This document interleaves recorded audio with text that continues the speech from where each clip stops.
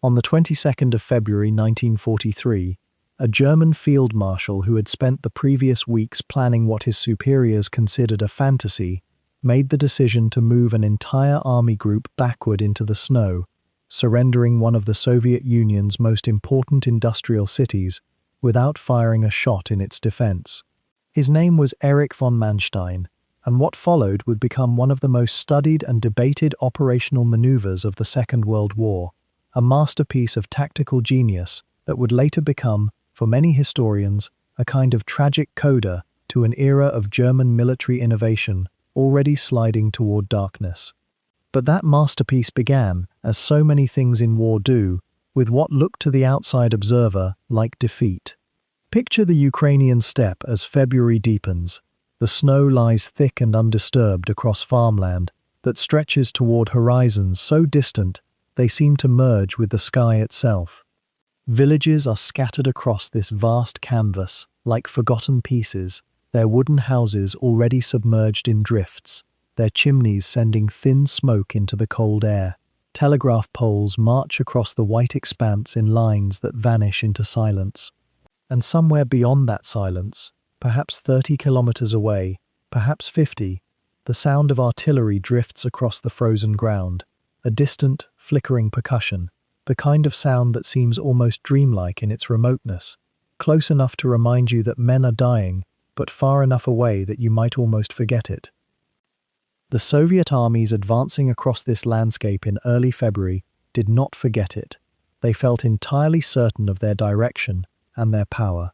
The Red Army had shattered the German Sixth Army at Stalingrad just weeks before, and confidence now flowed through the Soviet command structure like current through copper wire. The Germans, it seemed, were broken. The greatest military power Europe had known appeared to be finally, irreversibly, coming undone. The Soviet soldiers in their felt boots and their quilted jackets, riding in trucks that coughed exhaust into the frozen air, believed themselves to be riding toward victory. And their commanders in Moscow believed it too.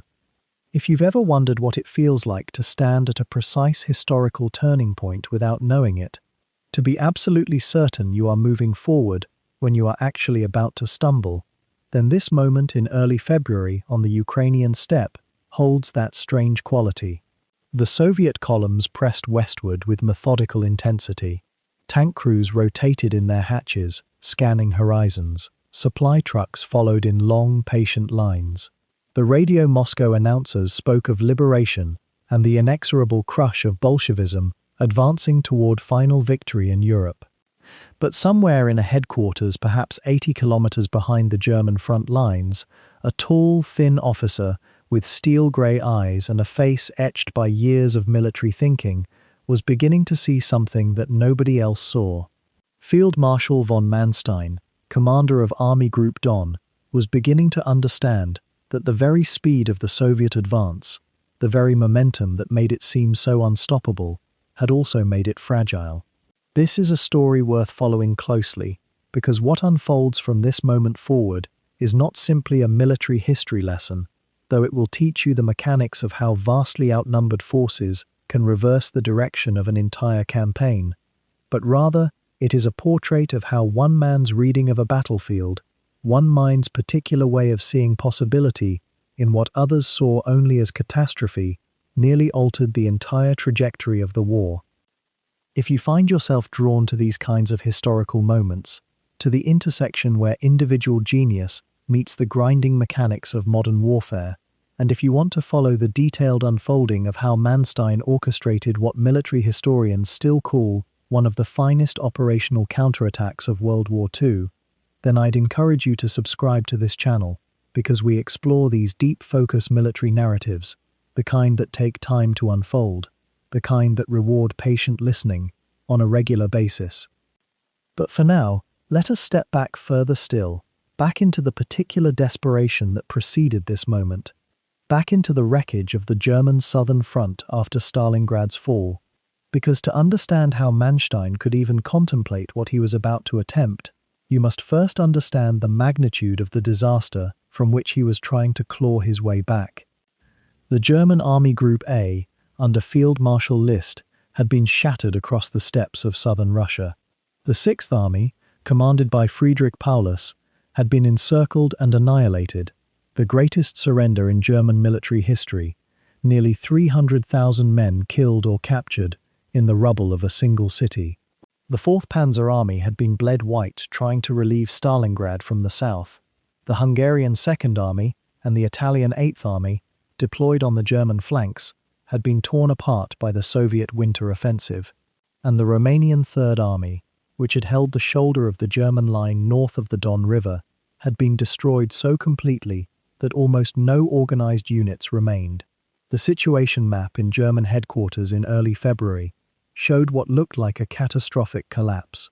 The entire southern front, which had stretched in a thin line from the Don River down through the Caucasus and across to the Azov Sea, had simply ceased to exist as a coherent defense. The Soviets had poured through the gaps like water through a broken dam. Soviet mechanized columns were now moving northwestward across open terrain with almost nothing to stop them. They were moving toward the city of Kharkov. They were moving toward the city of Rostov. They were moving, or so it seemed, toward the complete destruction of Army Group Don and the exposure of the entire German position in southern Russia. This was the wound. This was the bleeding.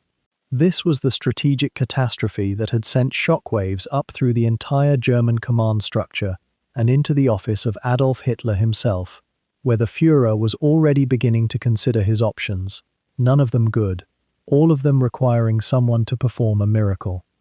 And so the snow drifts down across the frozen steppe.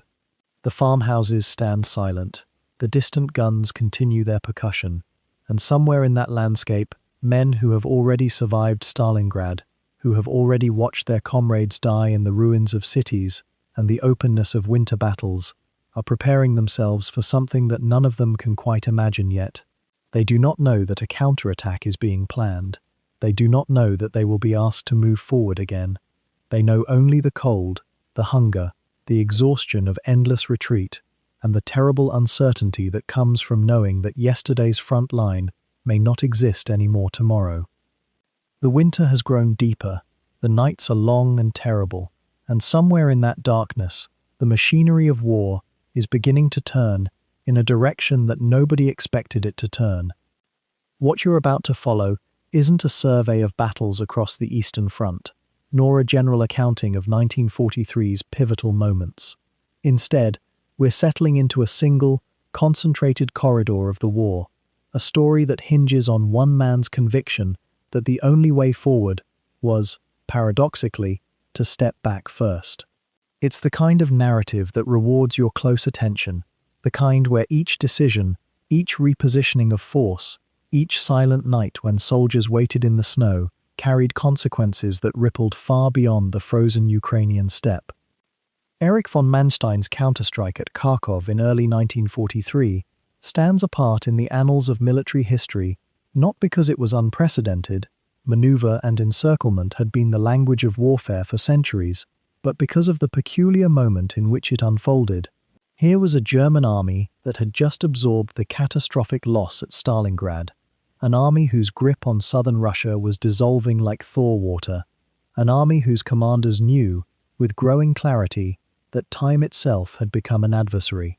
Into this darkening circumstance, Manstein stepped forward with something that looked almost like a whispered gamble: allow the Soviets to overreach, let them believe they had won, and then strike them sideways when their columns were thinnest and longest and most drunk on momentum. If you follow military history casually, you may have heard this campaign mentioned in passing: a tactical recovery, a temporary stabilization, nothing that ultimately altered the war's direction. And that assessment isn't wrong precisely. But there's a difference between understanding a fact and inhabiting the texture of how such a fact came to be. There's a difference between knowing that Manstein ordered a retreat and understanding why that retreat itself became a weapon, how geography and weather and the temperament of a single commanding officer could create, for one strange season, a pocket of initiative within an army that was, in the broadest sense, already beaten. This is also a story that asks you to hold two truths simultaneously, which may be why it has endured in the minds of those who study such things. On one level, it's a brilliant tactical operation, a masterclass in mobile warfare, in reading an opponent's psychology, in the art of concealment and sudden concentration of force. On another level, it's a final gasping maneuver by a regime that had forfeited any claim to legitimacy, an operation whose success came at the cost of immense human suffering, civilian casualties, and the deepening of an occupation whose moral weight grows heavier the longer one contemplates it. Both things are true. Both deserve your patient consideration. The invitation, then, is this. Don't simply absorb the sequence of events. Instead, drift through them with the understanding that you're watching a master tactician work at the height of his powers during the precise moment when tactical mastery was becoming insufficient against the arithmetic of industrial warfare and the cumulative weight of moral bankruptcy. You're watching snow fall on places where it would fall many more times, on soldiers who would largely not survive to see another winter, on a landscape that would remember almost nothing of this temporary recovery, this brief interval when momentum seemed to turn, however fleetingly. The story begins with absence, with a void where German strength had been, with empty steppe where armies ought to stand firm.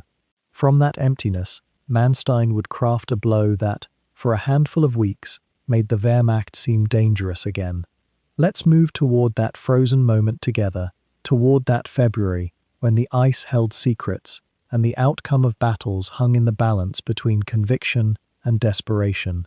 The winter of 1942 had rewritten the map of Europe in blood and ash, and by the time the calendar turned toward February of the following year, the Axis position in southern Russia lay fractured beyond any comfortable repair.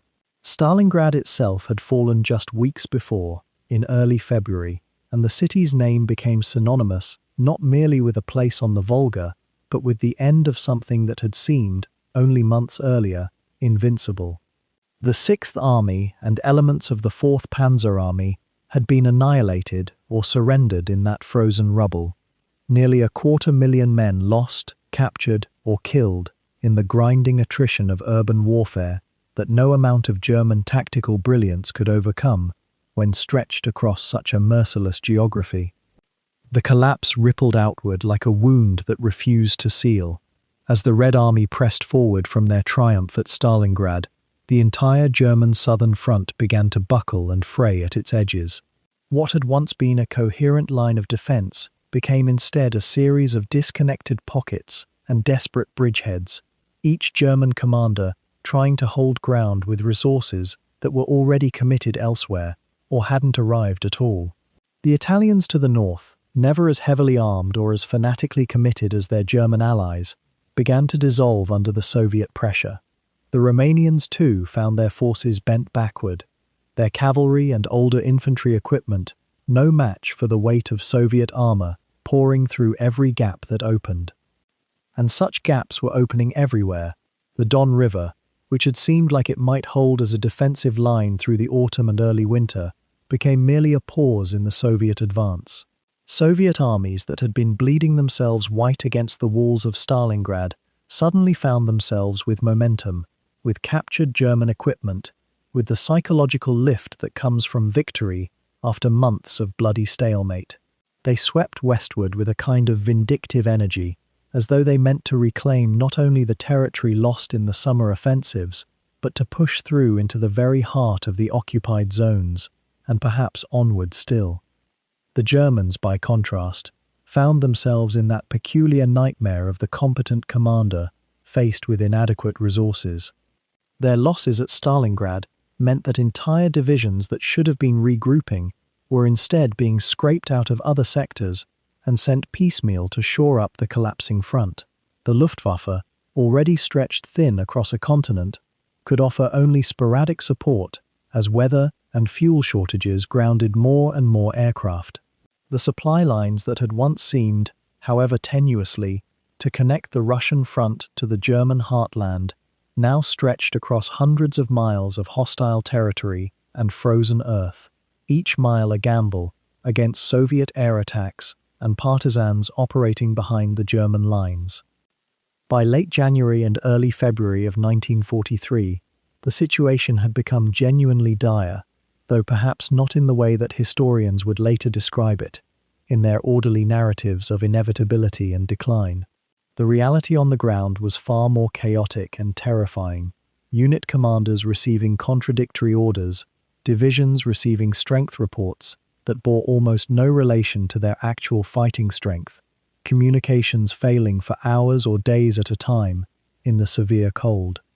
The roads, when they existed at all, had become streams of refugees and military traffic all tangled together, vehicles breaking down in temperatures that turned engine oil into something the consistency of molasses.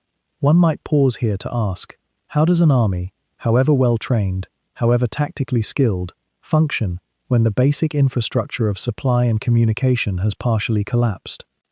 The heartland of this crisis, the zone of most acute danger, lay in what the Germans called Army Group South, the southern sector of the front under German command, stretching from the Don Basin in the north down toward the foothills that led eventually to the Caucasus.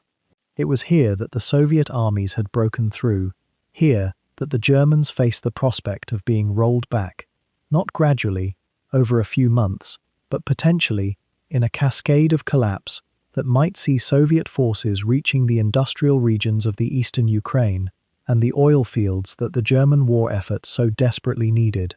The Donets Basin, that crucial zone of coal mines and steel plants and railway networks, lay directly in the path of Soviet advance, and if it fell, if those resources passed entirely into Soviet control, the consequences for German war production would be catastrophic. The numbers, considered coldly, were already stacking against the Germans in ways that no amount of tactical skill could fully overcome. The Soviet Union, having absorbed the massive blow of the initial German invasion and the horrors of 1941 and 42, was now beginning to generate replacement troops and equipment at a rate that exceeded German manufacturing capacity. While German factories were working at impressive rates, pushed by Speer's rationalization of production, by the shift toward war economy that had come too late, they could not match the raw output of Soviet industry working at full mobilization, now boosted by the opening of supply lines to the United States and Britain. For every tank destroyed in the battles of early 1943, the Soviet forces seemed to have two more rolling forward from their factories somewhere east of the Urals. And yet there remained, in the thinking of certain German officers, a belief, perhaps optimistic, perhaps merely born of professional necessity, that this moment of Soviet advance, while dangerous, might also contain within it the seeds of German recovery. This was not wishful thinking in the simplest sense, but rather a reading of the operational map that saw possibility in the very aggressiveness of the Soviet push. As Soviet forces pressed westward, as they chased the retreating Germans farther and farther from their starting points, their supply lines grew longer. Their forward units, having moved with the kind of speed that comes from pursuing a broken enemy, might find themselves increasingly vulnerable if they outran their supporting logistics. The very momentum that made them dangerous in the short term might also create opportunities for a well-timed counterstroke. This was the thinking that would soon find its voice and its strategy in the mind of Erich von Manstein, a man who had spent much of his career mastering the art of operational maneuver, of seeing the geometry of a battlefield not as a static thing, but as a canvas upon which multiple possibilities could be painted and repainted depending on how forces were moved and concentrated. But that thinking had not yet crystallized, not yet been shaped into a coherent plan. For now, in the closing days of January and the opening weeks of February 1943, the German command faced the immediate crisis of retreat, of trying to hold together a front that was in danger of coming apart entirely, of moving men and equipment backward while Soviet forces pressed forward, with the confidence that comes from having broken the back of German power at Stalingrad. The vast wound in the German southern front lay open and bleeding, and the question that occupied every strategist and every commander was not whether it could be healed completely, that was already understood to be impossible, but whether it could be managed, contained, perhaps even turned to some advantage before the spring mud came and locked both armies in place for weeks at a time. This was the terrain, both literal and strategic, into which a particular commander and a particular theory of mobile warfare would soon introduce themselves, not as salvation, but as the only viable alternative to slow, grinding catastrophe. The man who would orchestrate this terrible and elegant reversal of fortune was not, by temperament or instinct, a creature of Hitler's fevered court. Erich von Manstein, born in Berlin in 1887, carried in his bearing the weight of an older German military tradition, the Prussian General Staff, bred in the shadow of Clausewitz and Moltke, where strategy was studied as a kind of dark art, where maneuver and intelligence and the subtle geometry of deception held sway over brute force. When you held a photograph of Manstein from those years, the early 40s, in the thick of Russian campaigns, you saw a man of 60, lean and austere, with eyes that seemed to look through the immediate landscape toward patterns others could not yet discern. There was something almost ascetic about his face, something that suggested a mind perpetually engaged in calculations too complex to articulate in casual speech. His rise through the military hierarchy had been steady rather than meteoric, distinguished by competence and a certain cold clarity that set him apart from the swaggering showmen who increasingly populated the Wehrmacht's higher ranks. Before Kharkov, before he became a legend whispered in the warm tents and frozen command posts of the Eastern Front, Manstein had already proven himself a master of operational maneuver in campaigns across Poland, France, and the early Soviet invasions.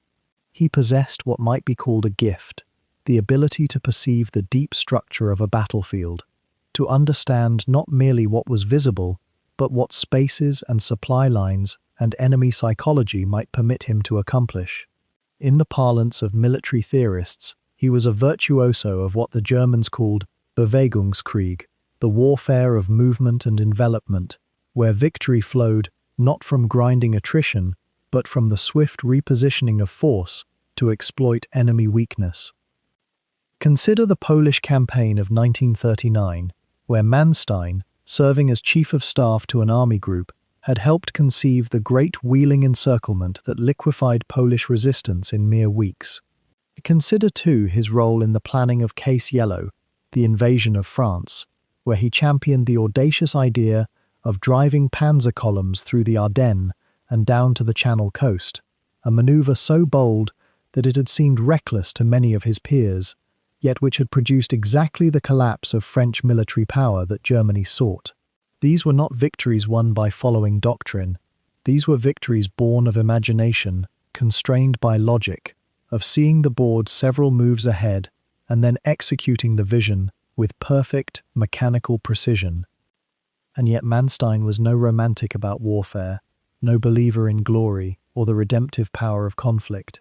He was, if anything, a pessimist, a man who studied the mathematics of industrial war and understood, with growing clarity as the 1940s unfolded, that Germany's position was fundamentally untenable. He understood that you could win battles in Russia, win them brilliantly and repeatedly, and still lose the war because the Soviet Union possessed reserves of manpower and industrial capacity that Germany could never match. This understanding, this clear-eyed assessment of strategic realities, would place him in constant friction with Adolf Hitler, who dealt in will and racial destiny and the conviction that sufficient ruthlessness and ideological purity could overcome materiality. The relationship between Manstein and the Führer was one of wary mutual respect, laced with profound disagreement. Hitler valued Manstein's competence, his willingness to fight and to win when given the resources and freedom to maneuver. But Hitler despised what he perceived as defeatism, the suggestion that any situation was irretrievable if one only possessed sufficient National Socialist fervor.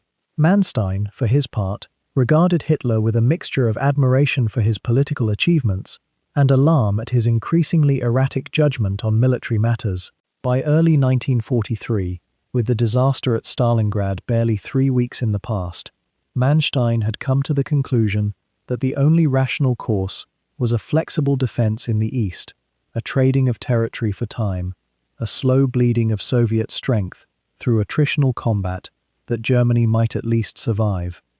This was the temperament of the man who now found himself commanding Army Group South, the field marshal tasked with restoring some semblance of order to the collapsing German position in southern Russia. Manstein was not a man to issue stirring proclamations or to whip his subordinates into frenzy through appeals to fanaticism. He was instead a man of quiet conviction and meticulous planning, someone who believed that victory, when it came, should be the product of clear thinking and careful preparation rather than desperation and hope. His reputation among the officer corps was formidable. Younger commanders viewed him with something approaching reverence, sensing in him a mind that operated at a level of complexity and sophistication beyond their own. Even hardened veterans of years of brutal warfare respected Manstein's absolute refusal to waste soldiers' lives on objectives that had not been thoroughly thought through. But reputation alone would not restore the German position in the steppe.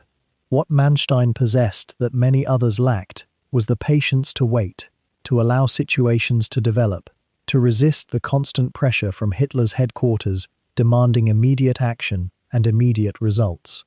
He could see, in the chaos and confusion of February 1943, the shadow of an opportunity, not a guarantee, not even a probability, but a possibility that might be seized if the pieces could be arranged with sufficient care and the enemy could be permitted to extend himself just a little further than wisdom dictated.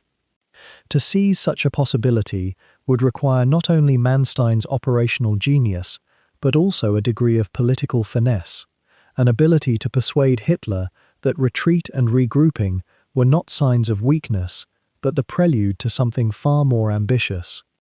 The headquarters of Army Group South occupied a modest compound some distance from the front, where the snow fell with the same indifference it did everywhere else, yet something about the temperature seemed to drop further when certain personalities entered a room together.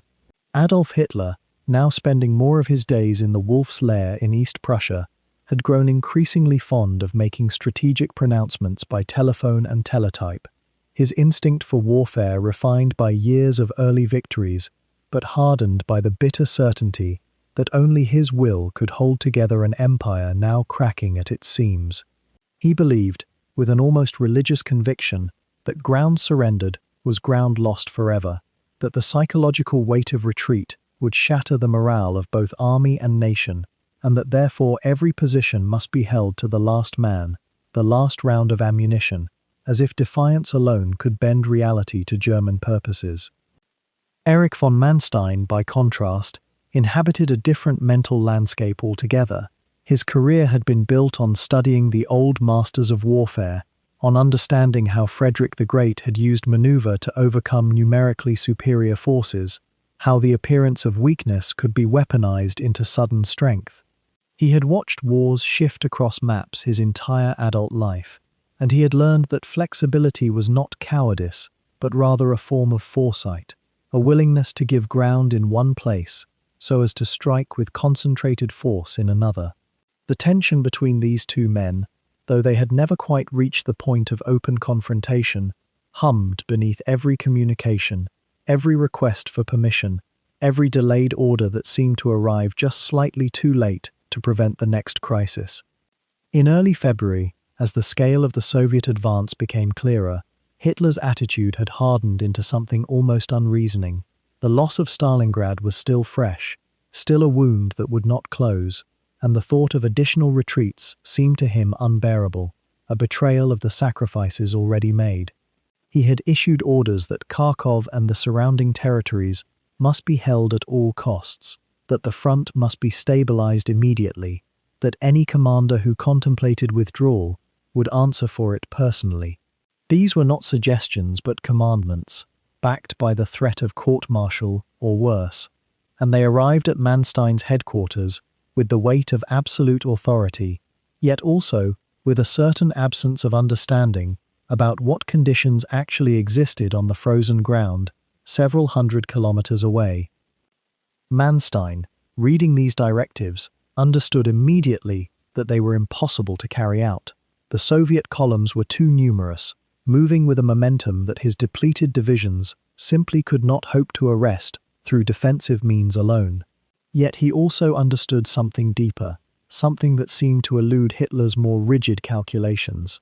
A strategic retreat, conducted in proper order, could actually create the conditions for a more decisive counterattack.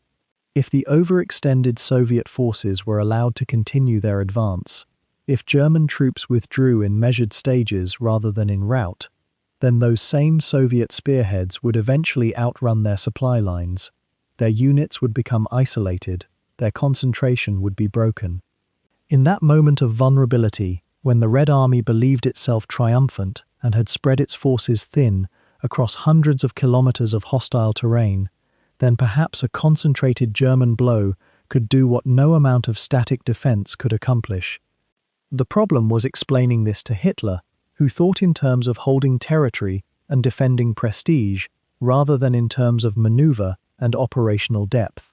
How does a commander, separated from the front by distance and the privilege of command, convince his supreme leader that retreat is actually a form of attack? How does one explain that surrendering Kharkov, that ancient city now become a symbol, might be necessary to inflict a catastrophic defeat on the advancing Soviets? The very language seemed contradictory, the logic so counterintuitive that it bordered on insubordination to propose it. And yet Manstein began to formulate his proposal, to shape his arguments with the care of a craftsman, building something that must withstand tremendous pressure. He had learned, over his years in Hitler's shadow, that the Führer could occasionally be swayed if the approach was correct, if the reasoning was sound, and if the promise of victory seemed genuine. The key, perhaps, was to frame the matter not as retreat, but as preparation for a blow that would restore the initiative, that would show the world that the German army, even in adversity, retained the capacity to strike with decisive force. He would need to convince Hitler that this apparent defeat was actually the setting of a trap, that loss was the price of future victory.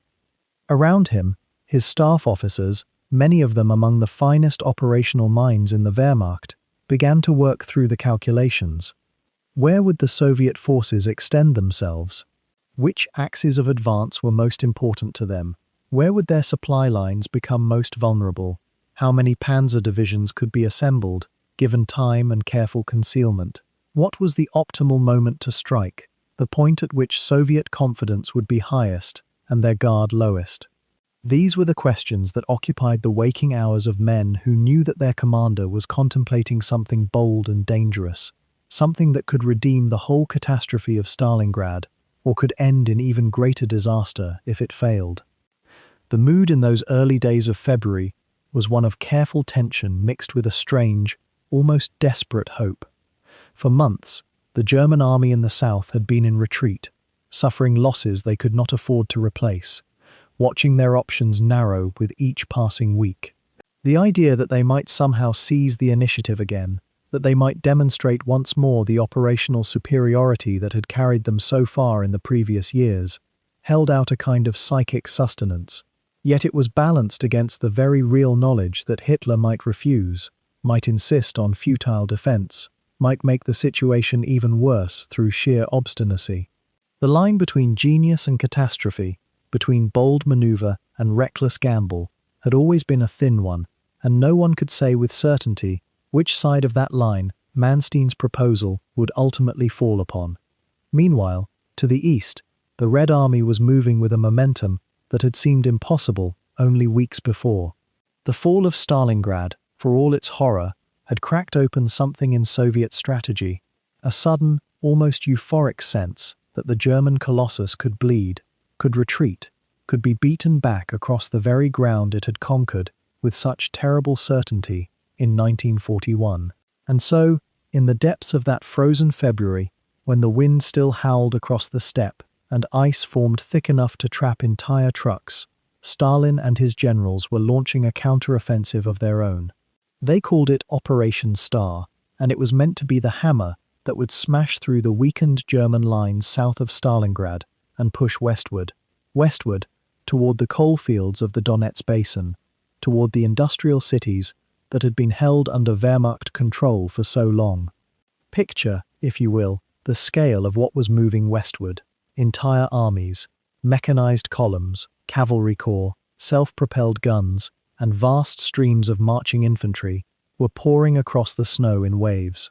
The Soviet High Command, perhaps intoxicated by the victory at Stalingrad, perhaps reasoning that the Germans were truly finished, began Operation Gallop as well, a second and overlapping thrust aimed at driving even deeper, aimed at encircling and destroying what remained of German Army Group South.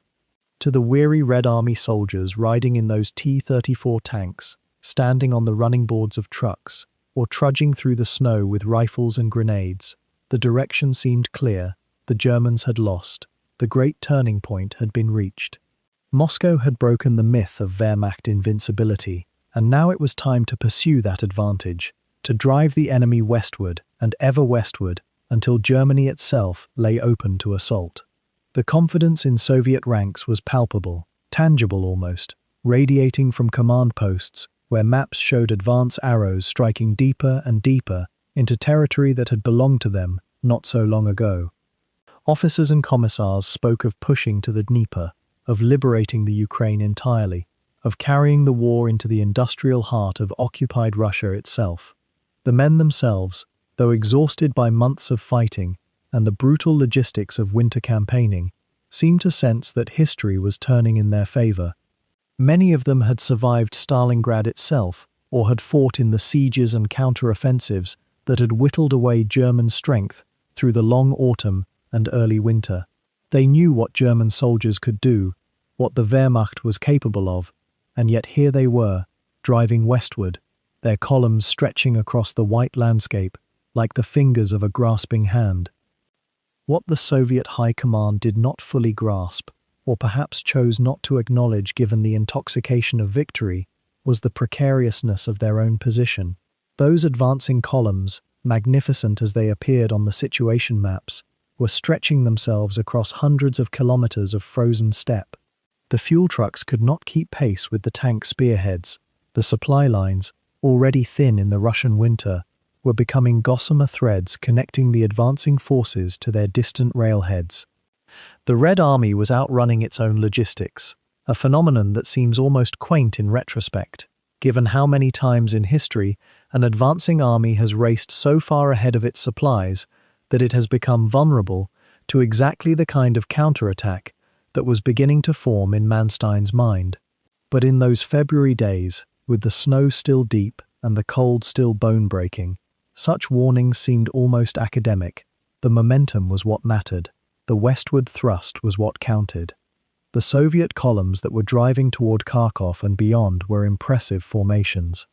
They included some of the best mechanized units the Red Army possessed, the remnants of armies that had fought at Stalingrad and survived, tanks and guns and men who had learned their trade in the harshest school imaginable. They moved with purpose and with the kind of coordination that only comes from hard experience. And yet, as they pressed westward, crossing rivers and overrunning abandoned airfields and capturing town after town, they were beginning to move into a region where the geography itself was about to become a character in the unfolding drama. They were entering the Donets Basin, an area of rivers and industrial towns and complex terrain that would shape every movement to come.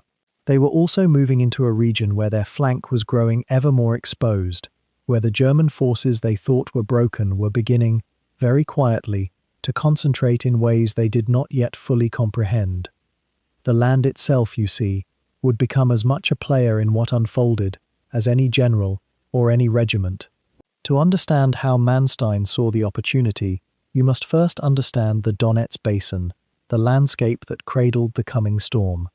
It is perhaps easy, from a distance, to think of the Eastern Front as an endless white expanse, featureless and abstract, but the reality was far more textured, far more shaped by the slow work of geography over centuries.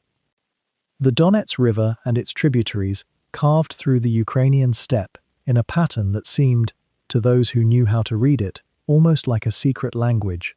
The river itself ran north to south in this region, a dark thread through the white, and it would serve as both barrier and pathway depending on who held its banks.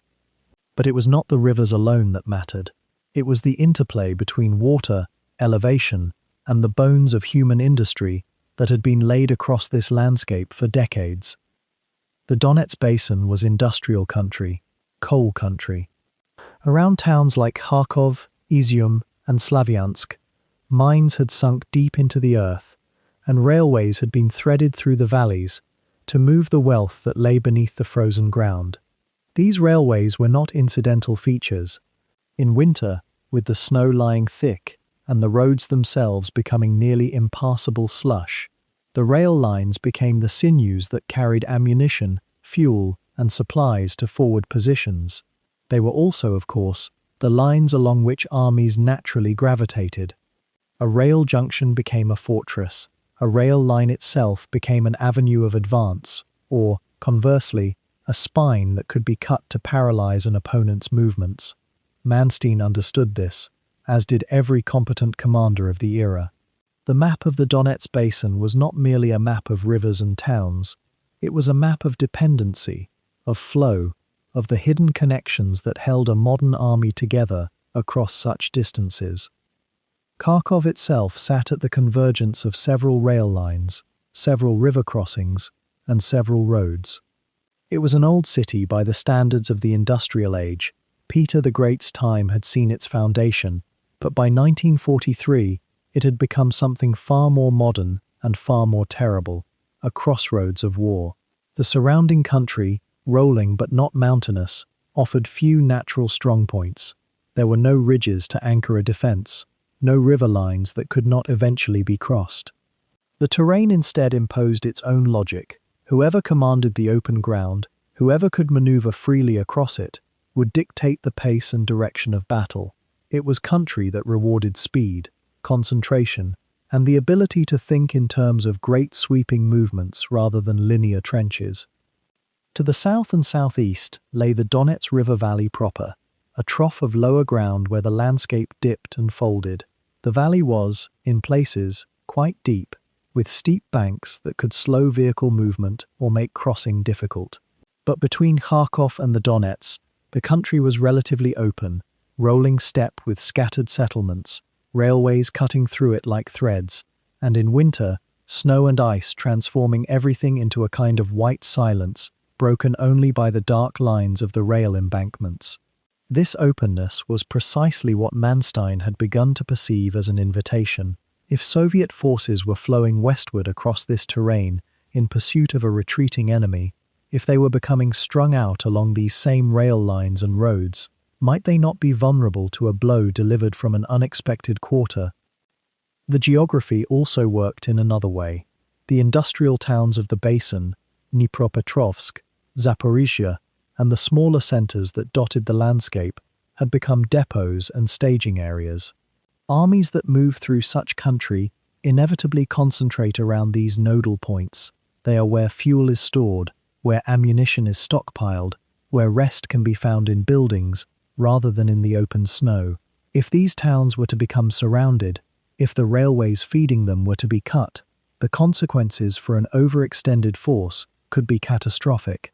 But this required seeing the map not as it was, but as it might become, visualizing movements several days ahead, imagining where the Soviet forces would be when the blow fell, not where they currently stood.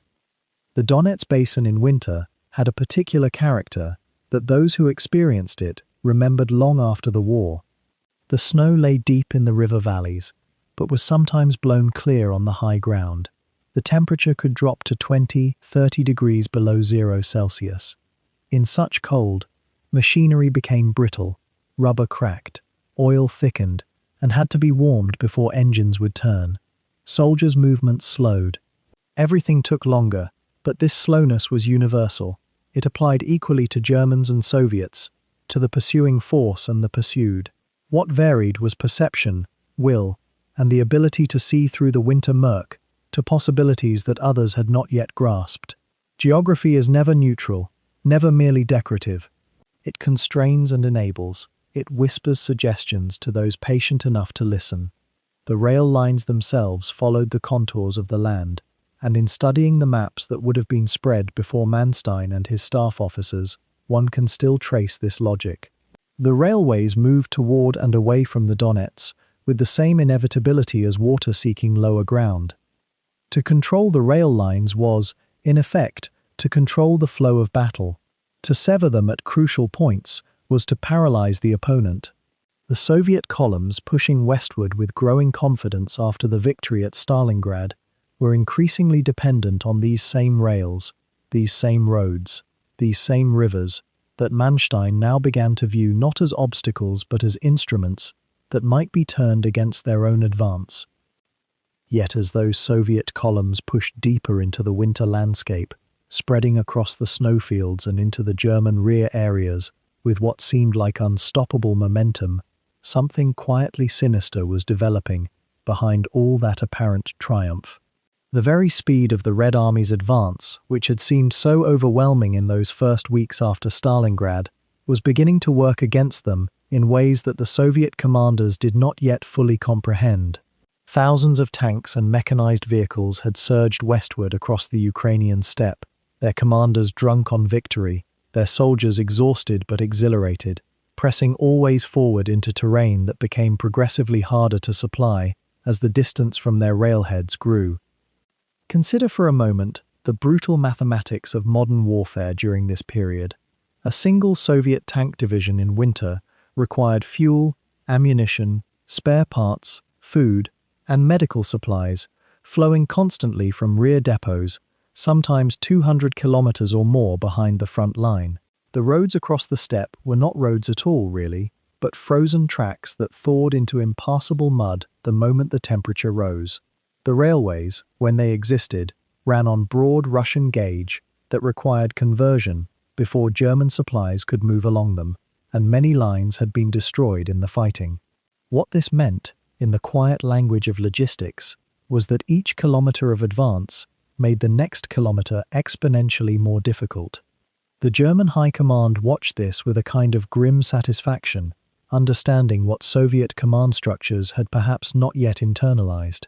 Field Marshal von Manstein and his staff were reading the intelligence reports coming back from forward observers and reconnaissance flights, and they were seeing not an enemy at the height of their power, but an enemy whose supply lines had become stretched across the steppe like fragile threads.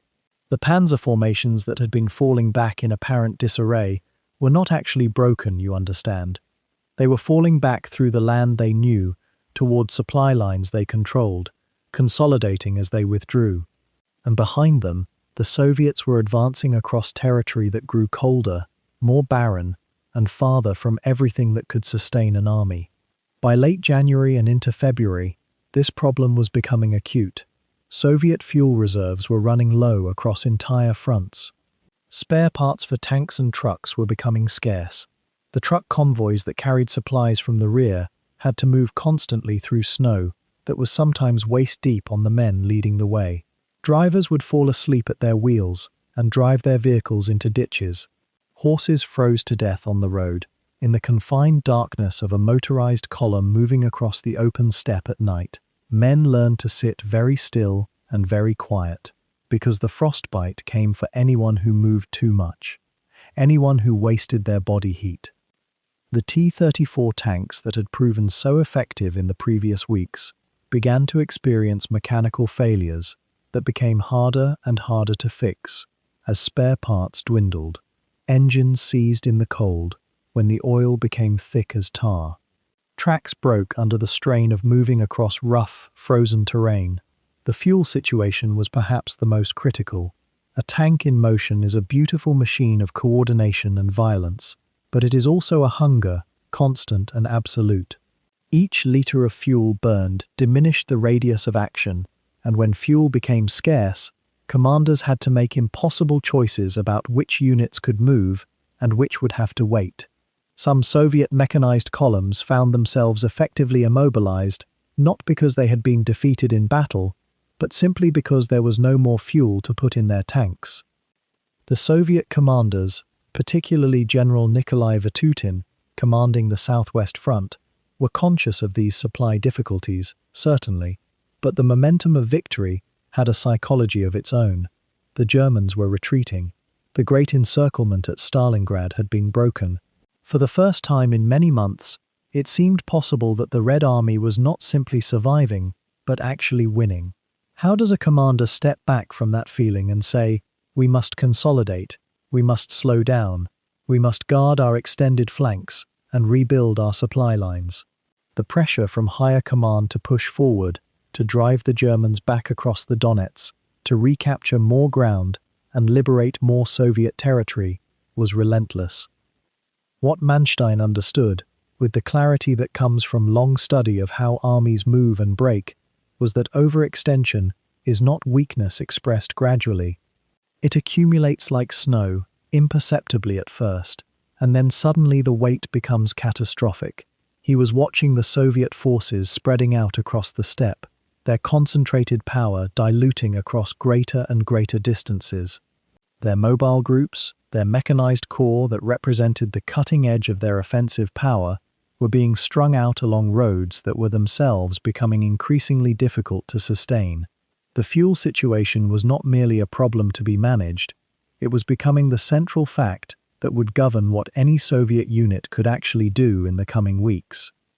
From the perspective of someone lying in the darkness, contemplating the vast, frozen landscape and the slow-motion collapse of supply lines across hundreds of kilometers, there is something almost peaceful about the inevitable nature of logistics. No matter how brave a soldier is, no matter how willing to die, he cannot move forward if his tank has no fuel. No matter how brilliant a general's plans, they cannot be executed if ammunition does not arrive at the right time and place. The laws of supply are not beautiful or inspiring, but they are absolute. And as February deepened and the snow continued to fall across the Donets basin, the Soviet army was beginning to learn this lesson in a way that would soon become very, very expensive. And yet, as the German forces fell back day after day across the whitened landscape, something began to form in Erich von Manstein's mind, a thought that took shape so gradually it was almost like watching frost crystallize on a window pane, each tiny pattern connecting to the next, until a whole geometry revealed itself. He was not, you understand, thinking like a man in retreat. He was thinking like a man who had learned to read the tide even as it appeared to be going out. The Soviet advance had begun with such momentum after Stalingrad's collapse that the Red Army columns pressed westward almost as if gravity itself had tilted in their favor. Tank corps and mechanized brigades drove into the vacuum left by the shattered German Sixth Army, their T-34s and KV tanks grinding across the frozen Don, their truck-borne rifle divisions following the armor like schooling fish. From Hitler's perspective in the Wolf's Lair, from the viewpoint of those officers still convinced that every square kilometer mattered, this was catastrophe. The Soviets had retaken Rostov. They were closing on Kharkov. The entire southern front seemed to be collapsing like a house of cards in a drafty room. But Manstein, even as he issued the orders to withdraw, was watching something else entirely. He was watching the mathematics of overextension. He was observing, with the cold clarity that had always been his gift, that as Soviet forces pushed westward, their supply lines were stretching thinner with every kilometer. Fuel trucks could only move so far from their depots before the arithmetic of logistics became impossible. Tank companies that had begun their drive with full fuel tanks were now running on fumes. Ammunition stocks that had seemed abundant were becoming fragmented across a widening front. The Red Army's strength, which looked so awesome when you saw the photographs, the endless columns of vehicles, the vast masses of uniformed men, this strength was diluting itself across space. And there was something else, something that Manstein had perhaps sensed from his very knowledge of how campaigns unfold. Confidence can be a weakness. Success can breed a kind of blindness. When an army is winning, when it is advancing after having survived a catastrophe, there is a particular form of overconfidence that settles in. Officers believe their own momentum. They believe that the enemy has collapsed entirely. They fail to imagine that their opponent might still be thinking, might still be calculating, might be preparing something while they celebrate.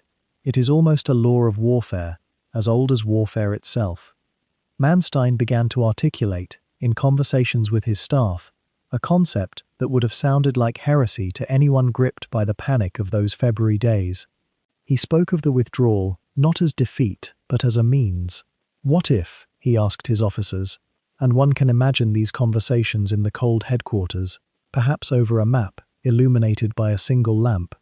What if we allow the Soviets to advance beyond the point where they can sustain themselves? What if we pull back far enough, seemingly in disarray, that they believe we are truly beaten? What if we buy time not with defensive lines but with space, and in that space, we regather our strength? It was not a new idea in military thinking. Alexander had done something similar at the Hydaspes River. Napoleon had used it in 1812. But it required a particular kind of nerve to propose it when your own government was screaming for you to hold ground, when every withdrawal looked like failure, when the political cost of giving up cities like Kharkov seemed to outweigh any operational consideration. How do you explain to Adolf Hitler that retreating might actually be winning? The conviction grew slowly in Manstein's mind, but it grew. As his forces fell back, he was already thinking about where they might stop. He was already imagining the shape that German armor might take once it was regrouped, concentrated, and positioned not to defend what had been lost, but to strike at the overextended flanks of the pursuing Soviet armies. The Germans had always been teachers of blitzkrieg, of the concept that overwhelming force applied at a chosen point, at a chosen moment, could shatter the coherence of an entire operation. Why should that principle not apply now, even in retreat? There was a kind of audacity in this thinking that can be easy to miss if you approach the history of the Eastern Front with the assumption that the Germans were always and everywhere in decline after Stalingrad. It was not that Manstein believed he could win the war. It is important to understand that. A man of his intelligence would have been able to see, in early 1943, that Germany's strategic situation was already unrecoverable. What he believed was that he could still win battles. He could still seize the initiative from the Red Army, even if only temporarily, even if only locally. And in doing so, he might buy time, bloodshed, and breathing room for the wider German effort. The seed of the idea, then, was not particularly complex. It was simply this: the enemy believes it has won, therefore the enemy will not expect to lose. The Soviets are spreading themselves across hundreds of kilometers of Ukrainian steppe, their supply lines thinning, their armor becoming scattered. If we can gather our strength in secret, if we can concentrate our panzer divisions while the Soviet command believes we are still reeling, we might be able to cut into their flanks with overwhelming force. They would expect us to defend. Instead, we would attack. And in that moment of surprise, that brief window when the Red Army realizes it has walked into a pocket of its own making, we could inflict a reversal so sharp and so sudden that the entire complexion of the campaign might shift. This was the thought taking shape in Manstein's mind as his armies retreated. It was a thought born not of desperation, but of something more interesting, a clear-eyed assessment of where strength and weakness actually lay on the battlefield. And it was a thought that would require him to steel himself for battles yet to come, for the pressure that would surely mount from above, and for the knowledge that what he was proposing to do was perhaps the last time the Wehrmacht would be able to seize the initiative on the Eastern Front. What happened next would depend on whether Hitler could be convinced, and whether the German army could actually execute what was beginning to take shape in this brilliant but aging general's imagination. And yet beneath the great wheels of operational maneuver, in the silence that falls between orders and counter-orders, there lived another war entirely. The soldiers themselves, the men whose hands gripped rifle stocks and whose lungs drew in the crystalline cold of the Ukrainian winter, inhabited a landscape of sensation and suffering that the maps and the strategic diagrams could never quite capture. To understand what was possible in February 1943, one must first understand what the human body could endure on the frozen steppe. The cold that winter had settled into something almost absolute. Temperatures dropped to 20, sometimes 30 degrees below 0 Celsius. The thermometers froze solid and became useless. What remained was the knowledge that lived in the skin, in the fingertips, in the toes that began to lose their feeling on the second or third day, without proper rotation to warming fires. Frostbite was not an injury that arrived dramatically. It came quietly, almost politely, numbing its victims so gradually that a soldier might not realize his feet were dying until he tried to stand and found the flesh had turned waxy and black. The medical accounts from those months speak of men weeping, not from pain, but from a kind of detached horror, watching their own bodies betray them by degrees. The Wehrmacht's supply lines, stretched so thin across the vastness of southern Russia, meant that the issue of winter clothing was often theoretical rather than practical. Men wore what they had brought from Germany, threadbare uniforms designed for a war that was supposed to have ended before the first real frost. They wrapped paper and newspaper around their bodies beneath their jackets, a thin rustling insulation against the infinite cold. Some tore apart mattresses in farmhouses they briefly occupied, stuffing straw into their sleeves and trouser legs. The procedure became almost ritual, this constant improvisation against freezing. Officers learned to check their men's feet because the men themselves sometimes forgot that frostbite was advancing, the numbness itself a kind of mercy and a kind of death. Hunger was a different companion, steadier and more corrosive. The Wehrmacht's logistics had never been sufficient to the task of supplying hundreds of thousands of men across the vast distances of Russia. Rations were calculated on paper to be adequate, but paper calculations do not account for the simple fact that a human body in extreme cold requires extraordinary amounts of fuel just to maintain itself, to generate the heat necessary for survival. A man standing in a snow trench for 6 hours burns calories at a rate that the standard bread ration and thin soup could not replace. Over weeks and months, this deficit accumulated in the body like a debt that could only be paid in deteriorating strength. The hunting began. Small details of soldiers would move out from their positions in the rare moments when fighting paused, searching the abandoned villages for anything that might be edible. They took eggs from frozen henhouses, found preserved vegetables in basements, once in a while stumbled upon a cache of grain or honey that some Russian family had hidden. The knowledge of where to look became precious, almost sacred. A soldier who found a source of extra food became briefly wealthy, able to trade with his fellows, to give a friend something more than the official ration. But these finds were sporadic, disappointing in their scarcity. The hunger never truly left, merely became familiar. Between the moments of action, there were stretches of waiting that seemed to expand and contract, according to their own logic. The artillery would fall silent for hours, sometimes for a full day or more. In those intervals, the steppe seemed to belong to no one, neither the living nor the dead. The wind moved across the snow, the light changed in the way light changes only in absolute cold, becoming crystalline and strange. Soldiers huddled in dugouts and improvised shelters, pressed close together for warmth, speaking in low voices or not at all. Some wrote letters that they knew might never reach home. Some thought of their mothers, their wives, the ordinary sensations of a warm room and a full stomach that had begun to seem like images from another lifetime. There was a peculiar quality to the silence. It was not peaceful in any conventional sense, but it possessed something that might almost be called restfulness, simply by virtue of the absence of explosions, the absence of the constant demand to move and fire and take cover. In these moments, the mind could wander.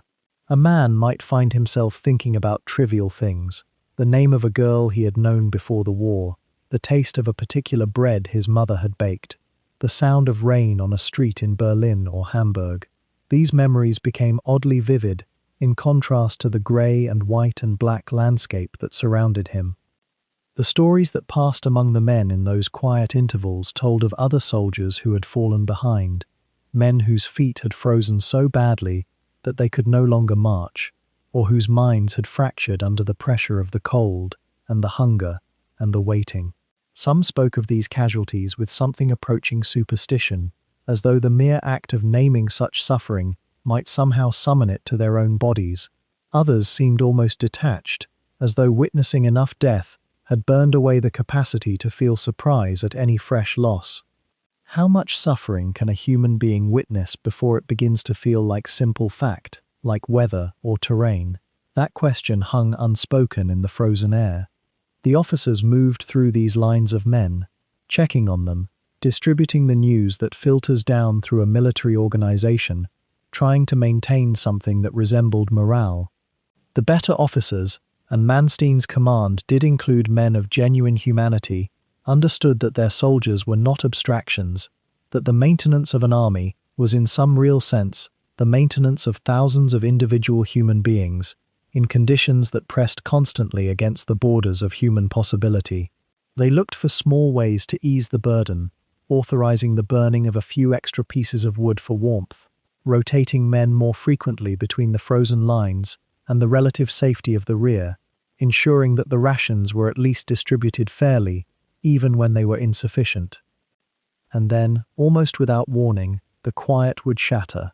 Artillery fire would resume, either from the German positions or from the Soviet lines pressing westward, and the men would return to the stark clarity of combat, where the demands were immediate and absolute, and in some paradoxical way, less mentally demanding than the waiting.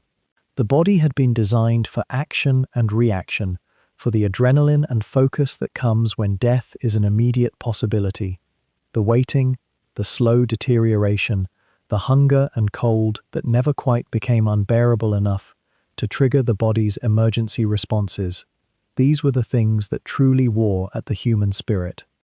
In this atmosphere of physical privation and strange psychological endurance, Manstein's plan was taking shape. The soldiers did not know the details, of course. They knew only that their commanders were not asking them to maintain their positions forever, that something was being prepared, that there was a shape to events that existed beyond their immediate suffering.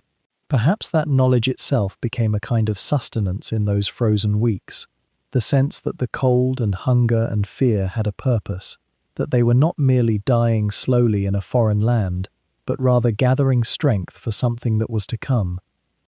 By the second week of February, as snow fell heavier across the Ukrainian steppe, and the temperature dropped below freezing each night, Manstein faced a choice that had no good answer. The Soviet advance was quickening. Armored columns that had burst through the broken German lines south of Stalingrad were now moving west with gathering momentum, their commanders intoxicated by the scale of the victory they had already won and the apparent fragility of what lay ahead.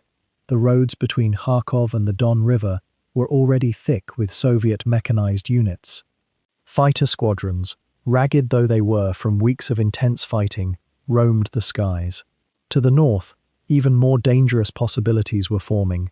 Red Army planners were beginning to see that the entire southern German army group might be encircled if they moved quickly enough, and the Wehrmacht continued to sit passively in place. Kharkov itself, that substantial industrial city with its rail yards and wide Soviet avenues, had only recently been recaptured by the Germans in the previous October. It held symbolic weight far beyond its tactical importance. It was the second largest city in Ukraine, a jewel taken back from Soviet hands, a proof that German arms could still achieve victories in this eastern theater, where, for months now, the tide seemed only to flow in one direction. More than that, Kharkov represented German presence and control in a region that was slipping away like sand through splayed fingers. And now Manstein, looking at the raw intelligence reports and the disposition of his depleted divisions, was beginning to form a conviction that Kharkov could not be held. Not yet. Not while Soviet columns were outrunning their supply lines and growing more vulnerable by the hour across open ground. But to abandon Kharkov was to touch the third rail of Hitler's command structure. The Führer had explicit orders that major cities, once captured, were to be held to the last man. Surrender of territory was not merely a military failure in Hitler's mind, it was a failure of will, a weakening of German resolve, proof that the Eastern adventure was slipping beyond recovery. The very idea of a strategic withdrawal, however tactically sound it might be, sent tremors through the entire edifice of Nazi command.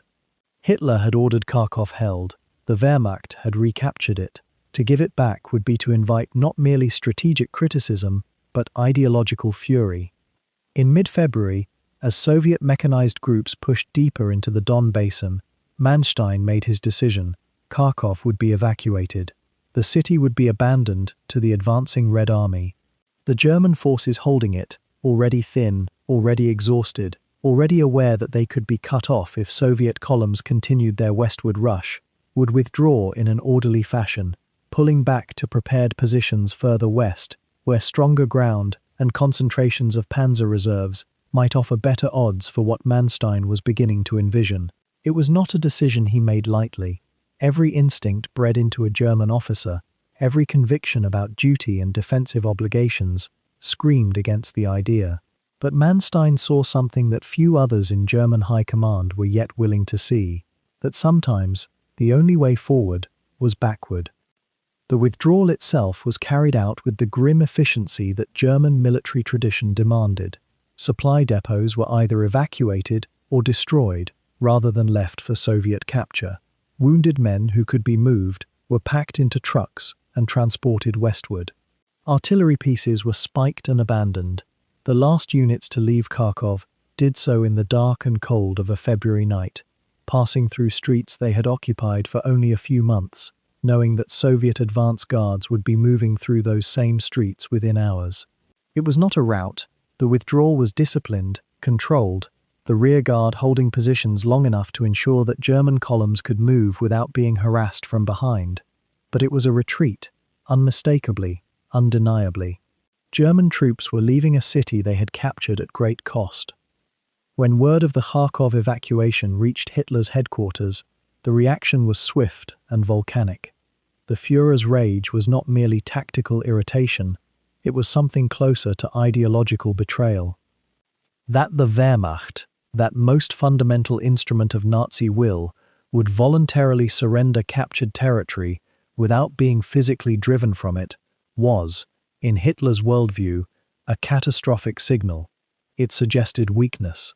It suggested that German officers were beginning to doubt, to question, to place strategic reasoning above absolute commitment to the sacred duty of holding every inch of German-occupied soil.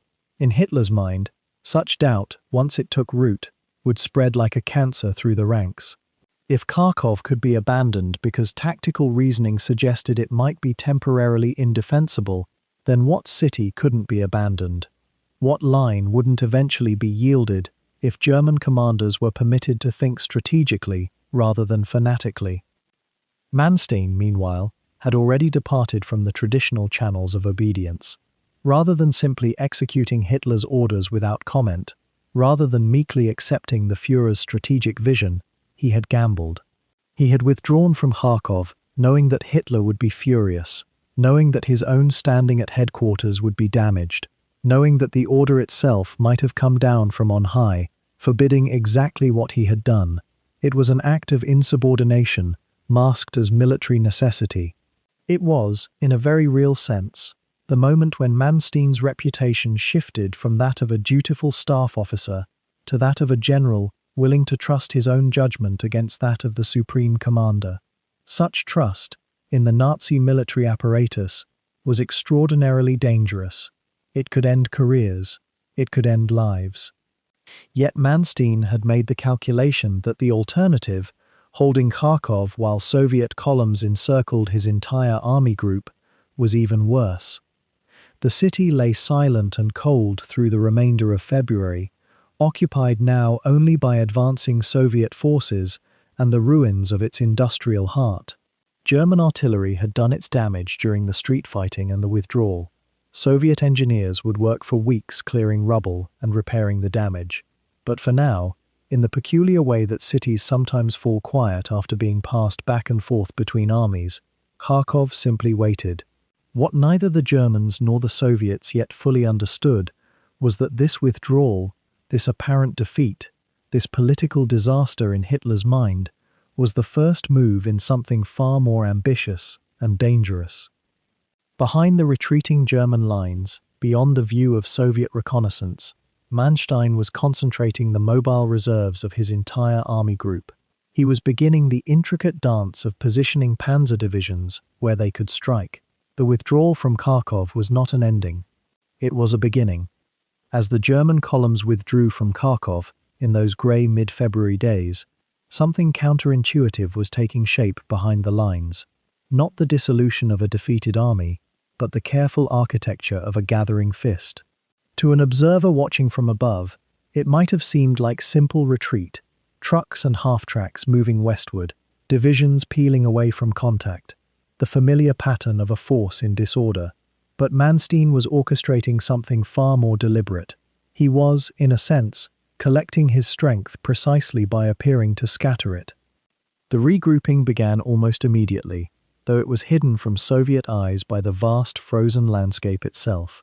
The Army Group South fell back toward prepared defensive lines, but within that withdrawal lay the seeds of something different. Panzer divisions, those wheeled and tracked fortresses that had become the spine of German mobile warfare, were being quietly consolidated. The 2nd SS Panzer Corps, with its fearsome reputation and relative strength, was being repositioned not for static defense, but for maneuver. The Das Reich Division, the Totenkopf Division, these formations, worn from the fighting around Stalingrad, but still bristling with tanks and anti-tank guns, were being gathered like pieces on a chessboard, moved into assembly areas where they could not be easily seen by Soviet reconnaissance aircraft or cavalry scouts. This was the art of operational concealment, and it required the kind of patience and precision that only came from decades of military craft. Manstein understood that Soviet commanders, drunk on their success after Stalingrad, their columns racing westward with every expectation of catching a fleeing opponent, would be less inclined to suspect what was actually being prepared. The very momentum of the Red Army, that headlong pursuit across the White Steppes, became a kind of blindness. Who looks carefully at what they believe they have already won? The Germans began to use the terrain with meticulous care. The Donets River and its network of tributary valleys provided natural screens for moving armor. Tank parks were established in gullies and behind ridgelines where the snow-covered landscape made them nearly impossible to detect from the air. Ammunition and fuel supplies were stockpiled, not in obvious depot areas, but in distributed caches, concealed in barns and farm buildings, hidden beneath snow-laden eaves. The Wehrmacht's Quartermaster Corps, despite the enormous strain of supplying an army that was withdrawing while preparing to attack, managed to accumulate enough reserves to sustain the coming offensive. It was a razor's-edge operation, moving supplies forward while appearing to retreat, concentrating strength while giving every visual impression of dispersal. The soldiers themselves were being reorganized with almost clinical precision. Units that had been shattered in previous engagements were consolidated. Men from depleted companies were merged into smaller, tighter formations. Officers and non-commissioned officers, those irreplaceable repositories of military knowledge and leadership, were carefully sorted and distributed among the regrouping divisions. The process was not comfortable. There was never comfort in war, but it had a kind of grim efficiency. A soldier might find himself separated from comrades he had known since France, reassigned to a unit where the faces were strange and the routines unfamiliar, but each reassignment served the larger logic of creating viable fighting formations. What was perhaps most remarkable, from a distance, was how this regrouping happened almost in silence. There were no grand announcements from German high command, no rallying speeches about the counteroffensive to come. Instead, there was the quiet work of logistics and movement, the unglamorous business of repair depots and ammunition trucks, the careful rationing of fuel at a moment when the Reich was beginning to feel the first serious pangs of fuel shortage. Officers studied maps by lamplight in requisitioned farmhouses, tracing out the routes that panzer columns would take when the moment came. Communications were established through buried telephone lines. Radio discipline was maintained with almost obsessive care. The last thing Manstein's headquarters wanted was for Soviet intelligence to intercept some careless transmission that revealed what was being prepared. The concealment extended even to deception of a more elaborate kind. False orders were sometimes issued and allowed to leak, sending imaginary units toward imaginary objectives. Dummy tanks made from wood and canvas, were occasionally placed in positions where Soviet aircraft might photograph them, suggesting a strength and disposition that did not match reality. Some historians suggest, though the evidence remains somewhat fragmentary, that Manstein's staff deliberately allowed certain pieces of information to filter through to Soviet intelligence apparatus, information carefully selected to reinforce the Soviet belief that the Germans were beaten, that the only question now was how far back they would fall and where they would try to establish a new defensive line. Behind this web of concealment and careful movement, the panzer divisions gathered their strength like a predator gathering itself before striking. The SS formations, in particular, seemed to shine with an almost fanatical dedication to preparation. These were units that had been indoctrinated with Nazi ideology, trained to see themselves as the guardians of a higher cause. Whether one judges that training morally or not, it produced soldiers who possessed a kind of fierce determination, an unwillingness to break even when circumstances seemed dire. They were, in the calculus of pure military utility, among the most reliable units Manstein could call upon, and he used them accordingly. The tanks themselves, Panzers IV and the newer Panthers, the Tigers that were still relatively rare but devastating when they appeared, were being serviced and repaired. The enormous machine shops that followed Army Group South had been established in protected locations. Damaged engines were rebuilt, transmission systems overhauled, gun barrels straightened when they had been bent by the violence of combat or the stress of recoil. New ammunition types were being introduced, including armor-piercing rounds that the Germans hoped would prove effective against Soviet armor. The logistical tale of the Wehrmacht, often underestimated in accounts focused on the spectacular moments of armored engagement, was being extended and reinforced, made ready to support the coming operations. And all of this happened while German forces were yielding ground, while Soviet columns pressed forward with increasing confidence, while Stalin in Moscow issued orders for the continuation of operations that would drive the Wehrmacht back across the rivers and into the western reaches of the Ukraine. The irony, of which Manstein was well aware, was that Soviet success was creating the very conditions that would make German success possible. Every kilometer the Red Army advanced, every division that pushed westward, created longer and more vulnerable supply lines. Every tank that rolled away from its maintenance facilities became, in some sense, further from safety, and every Soviet formation that drove past the assembly areas where German strength was gathering, passed them, in the darkness and the snow, without quite seeing what was there. There exists in the archives of the German High Command, the Oberkommando des Heeres, a particular moment in early March of 1943, when the entire trajectory of the southern Russian front hung suspended, like a breath held before dawn. Manstein had withdrawn from Kharkov not in panic but in calculation, and now, as the Soviet columns pressed westward through the frozen landscape, confident in their momentum, he found himself in the uncomfortable position of needing to convince his supreme commander that catastrophe could be transformed into opportunity. It was a peculiar thing, the conference in which he would make this case. Not a grand theatrical affair of maps and markers laid across enormous tables, but rather a series of tense discussions conducted in the midst of retreat, where every moment seemed to pull the ground further from beneath German feet. The roads leading to Manstein's headquarters were themselves a kind of metaphor for the conversation that was about to unfold. Behind the front lines, supply columns rattled eastward carrying ammunition and fuel toward the regrouping panzer divisions, while Hitler's representatives moved constantly between Berlin and the fighting front, each journey reinforcing the rigid thinking that had brought the Germans to this precipice. You see, there was a fundamental difference in how two men understood warfare. Hitler, holding fast to the idea that ground surrendered was ground lost forever, ground that could never be regained. Manstein, schooled in the deeper mathematics of operations, understood that sometimes yielding terrain was merely the setting of a trap, that the withdrawal could compress the enemy's advance into a narrower space, could stretch supply lines until they snapped, and could create angles of attack that would not exist if the line held firm. By the first weeks of March, this tension had become almost unbearable.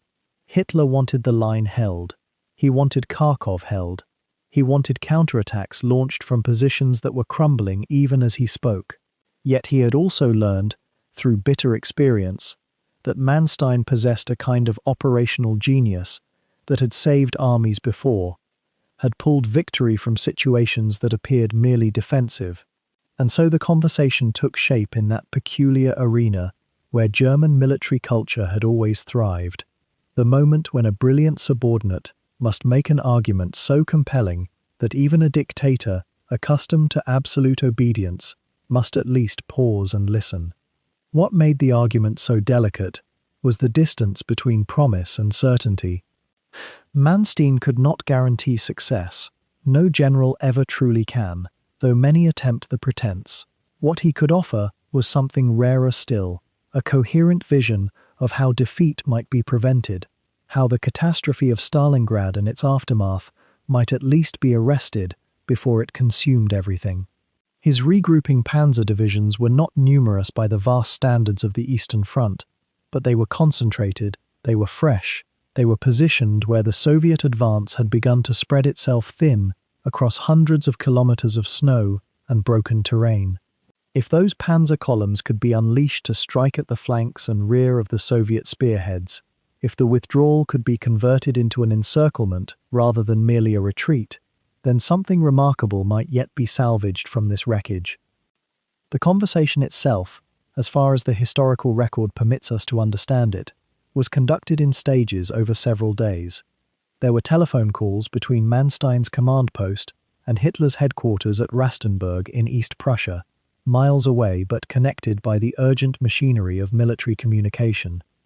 There were written assessments sent back and forth, each one more carefully calibrated than the last. Hitler sent emissaries to assess conditions in person, to gauge whether Manstein was merely grasping at straws or whether some genuine possibility existed. And slowly, through this choreography of pressure and persuasion, a grudging permission began to take shape. It is worth pausing here to consider what this permission actually meant, because the language was never as simple as yes or no. Hitler granted Manstein a limited authorization to regroup his forces, to consolidate the panzer divisions, to prepare positions for a counterattack should the opportunity arise. But even this was conditional, hemmed about with reservations and escape clauses. Should the situation deteriorate further, should Soviet pressure intensify beyond prediction, then the authorization could be withdrawn, and Manstein would be expected to retreat once more, endlessly retreating into the depths of the continent. It was a fragile mandate, the kind of operational freedom that could vanish in a moment, but it was nonetheless permission to cease the pure defensive dance and to prepare for something more aggressive. What Manstein was essentially arguing for was a return to operational maneuver, to the kind of warfare the Wehrmacht had practiced with such devastating effect in the early years of the invasion, the striking of blows designed to shatter an enemy's cohesion rather than merely to hold territory. After months of having his hands constrained by Hitler's insistence on holding every meter of ground regardless of cost, he was being granted, at least provisionally, the freedom to think in three dimensions again, to consider not just where his armies were, but where they could go, what distances they could cover, which enemy formations could be isolated and destroyed. There is something poignant about this moment, suspended here in the early weeks of March, because it represents perhaps the last time Manstein would be able to mount an effective operational counterstroke on the Eastern Front. After Kharkov, the struggle would become increasingly one of attrition, the vast maneuvers of earlier campaigns giving way to grinding, positional warfare. The war would continue for 2 more years, and Manstein would remain a figure of some strategic significance. But this moment, this conference, this grudging permission to strike back, rather than merely hold on, represented something like a final flowering of the operational art as the Wehrmacht understood it.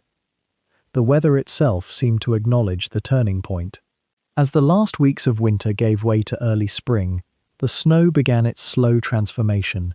The frozen rivers of the Donets Basin, Those same rivers that had seemed so solid and permanent just weeks before began to show signs of their future liquidity, dark patches appearing where water had worn away at the ice from underneath. The ground was not yet mud, not yet fully thawed, but it was transitioning into something new. In a few weeks, those same roads that now carried panzer columns and fuel trucks would become impassable rivers of black earth, and any offensive would grind to a halt. Manstein understood this. He had limited time, perhaps 2-3 weeks at most, before the spring thaw would make rapid maneuver impossible. And so with this fragile permission secured, the long preparation could accelerate.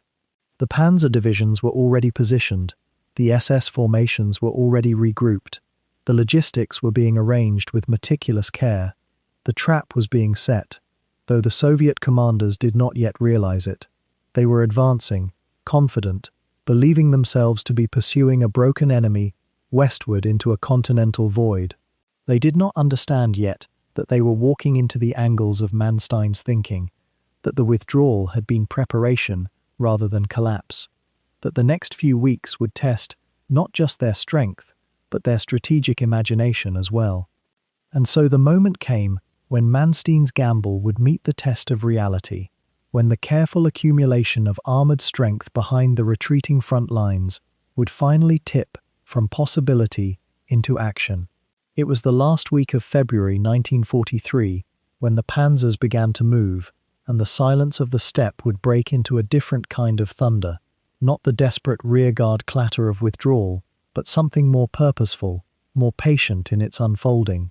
The columns rolled out from their assembly areas in the pale light of early morning, tanks and assault guns and half-tracks carrying the shock troops of the SS Panzer Corps and the Wehrmacht's 3rd Panzer Army, moving not westward as the Soviets expected, but south and then southeast, swinging wide around the open flank of the Red Army's advance. It was a movement that demanded absolute timing, for any hesitation would allow the Soviet forces to recognize the trap and consolidate their scattered groupings into something harder to break. The 3rd Panzer Army under Hans Hoth, who had learned the brutal mathematics of mobile warfare in the steppes and understood, in his bones, how to coordinate the moving parts of an armored offensive, pushed down from the north. One corps struck toward Pavlograd, another toward Sinelnikovo, both columns aimed at the soft belly of the Russian advance, where the mobile groups had outrun their supporting infantry and left themselves exposed on either flank. The SS Panzer Corps, those elite and formidable formations with their newer tanks and their fanatical cohesion, wheeled southward through the winter landscape, their Panzers 4 and 5 moving with a deliberately measured pace that conserved fuel and kept the columns tight and controllable. Can you sense, in the imagination, the peculiar rhythm of that advance, not headlong and frantic, but controlled, methodical, almost meditative in its precision? Each formation knew its line of march. Each commander understood the broader geometry that Manstein had inscribed upon the frozen ground in his mind's eye, a pattern of hammer blows that would fall from multiple directions simultaneously on opponents who believed themselves the hunters rather than the hunted. The Soviet commanders in the field, in their headquarters across the Donets and deeper within Ukraine, were only beginning to comprehend what was unfolding. The reconnaissance reports came in gradually, sketchy at first, German armor moving south, tank columns reported here and there, but surely these were local counterattacks, efforts to stabilize the front, nothing more. The overconfidence of the Red Army in those days, the intoxication of success after the triumph at Stalingrad, had created a kind of strategic blindness. The officers of the Soviet Voronezh Front and the Southwestern Front believed in the momentum of their own advance, believed in the worn-down state of German reserves, believed that the Wehrmacht was incapable of mounting anything more than scattered holding actions. But Manstein had read the map differently. He had seen that the very eagerness of the Soviet spearheads, their dash to push further west and south, had created seams and gaps in their formations, spaces where concentrated German strength could tear apart their loose groupings before they could knit themselves back together.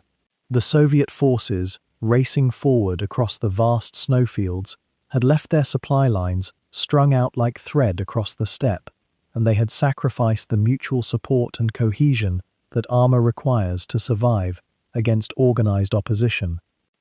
By the first days of March, the German pincers were closing, and the encirclements were beginning to form in that peculiar, nearly invisible way that large-scale military movements sometimes do. The 4th Panzer Army under Eberhard von Mackensen, which had swung up from the south after driving through the Donetsk basin, was pushing north to meet the 3rd Panzer Army coming down, and the Soviet mobile groups that had seemed so unstoppable, so filled with momentum and purpose, found themselves suddenly caught in a contracting space. Some of the Russian tank brigades and mechanized corps attempted to break out to the north or south, their crews sensing perhaps, even if their commanders had not yet fully grasped it, that the situation had transformed from an advance into a desperate struggle for survival. The battles that unfolded across this widening zone were brief and frequently one-sided, Soviet columns striking German positions and finding themselves suddenly taken under fire from multiple directions, tanks becoming isolated as their supporting units were cut off or scattered, fuel trucks failing to arrive as the roads behind them filled with German armor cutting across their lines of communication. Consider for a moment the strange inversion that had occurred on the steppes by this point in early March. The Red Army, which had seemed moments before to hold all the initiative, all the momentum, all the visible advantage in numbers and space, now found itself in fragments, its forward elements severed from their supply bases, its command structure struggling to comprehend how the tactical situation had deteriorated so rapidly. The Germans, who had appeared to be in retreat, broken, incapable of anything but desperate survival, had in fact been consolidating, regrouping, waiting, with the kind of patience that only a military force with deep experience in mobile warfare could maintain. Manstein's genius, in this moment, lay not in the innovation of his tactics. Envelopment and concentration were ancient principles, as old as Kame, but in his ability to read the specific conditions of the Ukrainian steppe in February and March of 1943, and see how those conditions could be turned against an opponent who had become intoxicated with its own forward progress. The Soviet armies had moved faster than their supply lines could sustain. They had exposed their flanks in pursuit of depth. They had sacrificed cohesion for speed. And now that overextension was exacting a price measured in surrounded tank brigades and mechanized divisions cut off from their parent formations. The speed of the German counteroffensive, once it began to roll, was deceptive in its apparent gentleness. The panzers did not rush. They advanced with purpose but without desperation, maintaining their formations, keeping their supply lines as tight and protected as the flowing tactical situation allowed, pausing when necessary to allow infantry to catch up, to consolidate territorial gains, to ensure that the trap was being drawn shut evenly on all sides. This was not the wild, reckless blitzkrieg of legend, the headlong rush of early Barbarossa with its gleaming victories and its overextended columns racing into disaster. This was something more refined, more cognizant of the limits of speed and the vulnerabilities that came with it. Manstein understood that the Soviet forces, even fragmentary and under pressure, contained enormous reserves of courage and determination, and that if the German offensive became too attenuated, too dependent on speed alone to achieve its victories, the Red Army would find the opportunity to organize local counterattacks that could blunt the German momentum. So the counterstroke proceeded with a careful, almost deliberate quality, swallowing up Soviet tank brigades and mechanized corps in pockets that contracted slowly but inexorably, leaving the Red Army desperately trying to organize breakout attempts, while simultaneously attempting to comprehend how the strategic situation had inverted so completely in the space of mere days. And yet, as the panzer columns began to wheel southward into the Soviet flank, a deeper truth about the German way of war became visible in the spacing of those steel ranks across the snow. This was not conquest by mere numerical superiority. The Wehrmacht had never possessed the factory floors of America or the sheer human reserves of the Soviet Union. What they had instead was something far more fragile, far more dependent on the exact choreography of a single moment, the marriage of speed and concentration. To understand Manstein's gambit at Kharkov is, in many ways, to understand the entire philosophy that had carried German arms across Europe, and to glimpse the particular weakness that would, in time, unravel it all. The Blitzkrieg, when one traces it back to its origins, was born not from abundance, but from scarcity. In the 1930s, German military theorists, watching the static horror of the First World War still fresh in memory, knew they could never outlast a long war of attrition against coalitions of wealthier nations. They needed, instead, to shatter their enemies before those enemies could mobilize their superior resources. Speed, therefore, was not a luxury, it was survival. It was the only arithmetic that might balance the ledger. Picture, if you will, the concentration of armor that Manstein assembled for this thrust, not scattered in penny packets across a broad front, as one might defend a line. Instead, grouped together, hundreds of tanks, the weight of entire panzer divisions compressed into narrow corridors, bursting through the Soviet positions like water finding a fissure in stone. A Soviet commander facing such a concentration had perhaps 12 hours, perhaps less, to understand what was happening before his flank was already collapsing. That was the calculus. Not more tanks than the enemy, but tanks used so violently, so suddenly, in such overwhelming density, that the enemy's superior numbers became almost irrelevant, at least in that particular place, at that particular hour. The principle sounds elegant in its simplicity, does it not? And in February 1943, across the white expanse of southern Ukraine, it would prove to be precisely that. But elegance, as any mathematician knows, often masks a deeper fragility. The concentration of force that gave Blitzkrieg its terrifying punch was also its greatest vulnerability. Those panzer divisions, grouped so densely, were entirely dependent on an unbroken chain of fuel supplies, ammunition, spare parts, and intelligence. Stretch that chain too long, introduce even minor disruptions, and the entire system began to seize like an engine without oil. Manstein understood this with almost intuitive clarity. He was not simply ordering tanks forward in a grand wave of aggression. He was orchestrating something far more precise, a ballet of logistics, of supplies moving along narrow corridors, of infantry and mechanized units, coordinated to such a degree that the whole machine moved forward as a single organism. Each element, the panzers at the tip of the spear, the motorized infantry following in their wake, the horse-drawn artillery and supply columns behind them, depended utterly on every other element maintaining its exact position, its exact timing. Consider the texture of such movement. A panzer regiment advancing in open country covers ground at perhaps 20 kilometers in an hour when conditions permit, perhaps far less when snow and ice and damaged roads intervene.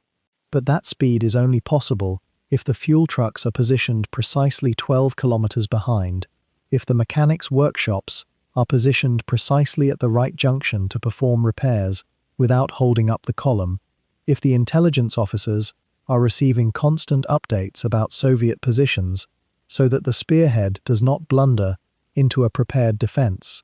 One element delays, and the entire symphony loses its rhythm. What made Manstein's approach different from the cruder, more wasteful applications of Blitzkrieg earlier in the war was the element of precision. He was not simply charging forward in hope. He was reading the terrain, the supply lines, the disposition of Soviet forces with the care of a chess player calculating several moves ahead.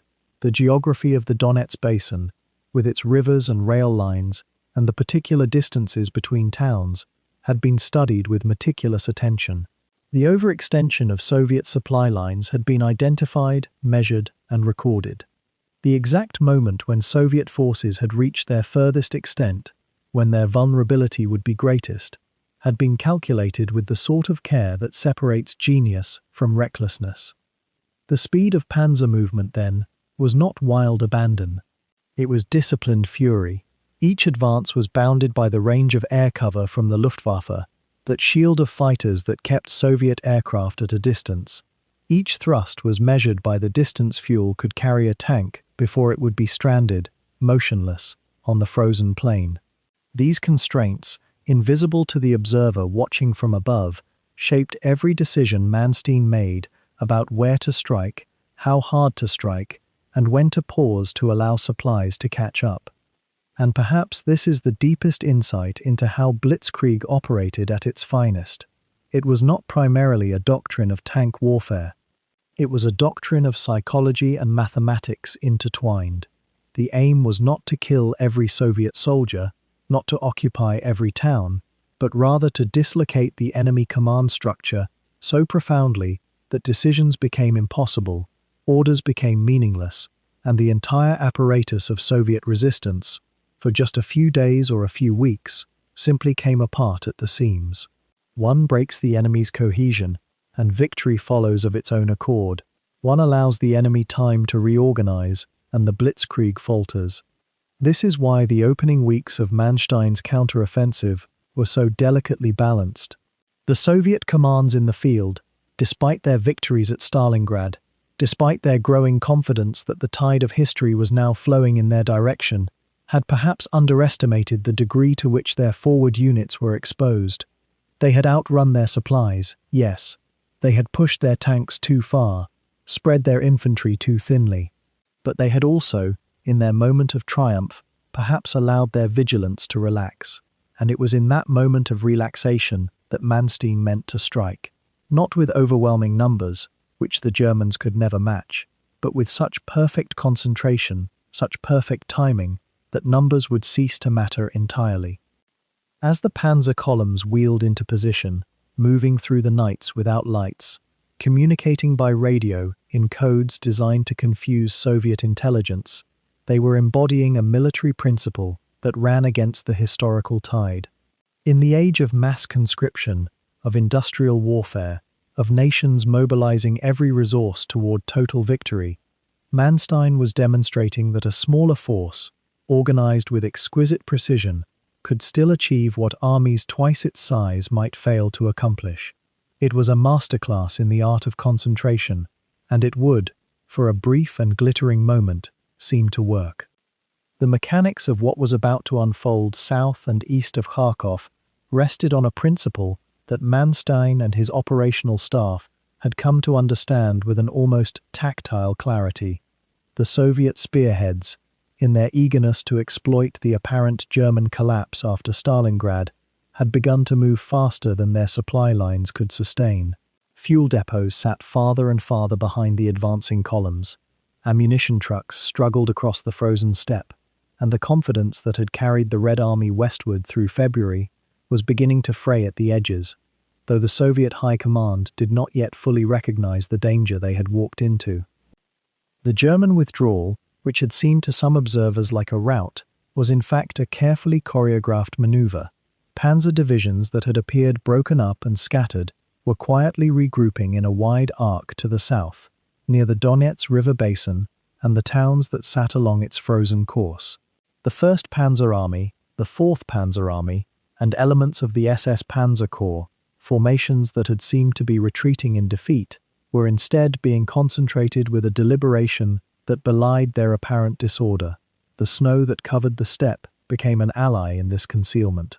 Dust that might have betrayed a massive concentration of armor and men was held down by the cold and the white expanse. Spotter aircraft could see movement, yes, but the true scale of what was gathering remained obscured. What was Manstein's essential gamble in these opening days of March?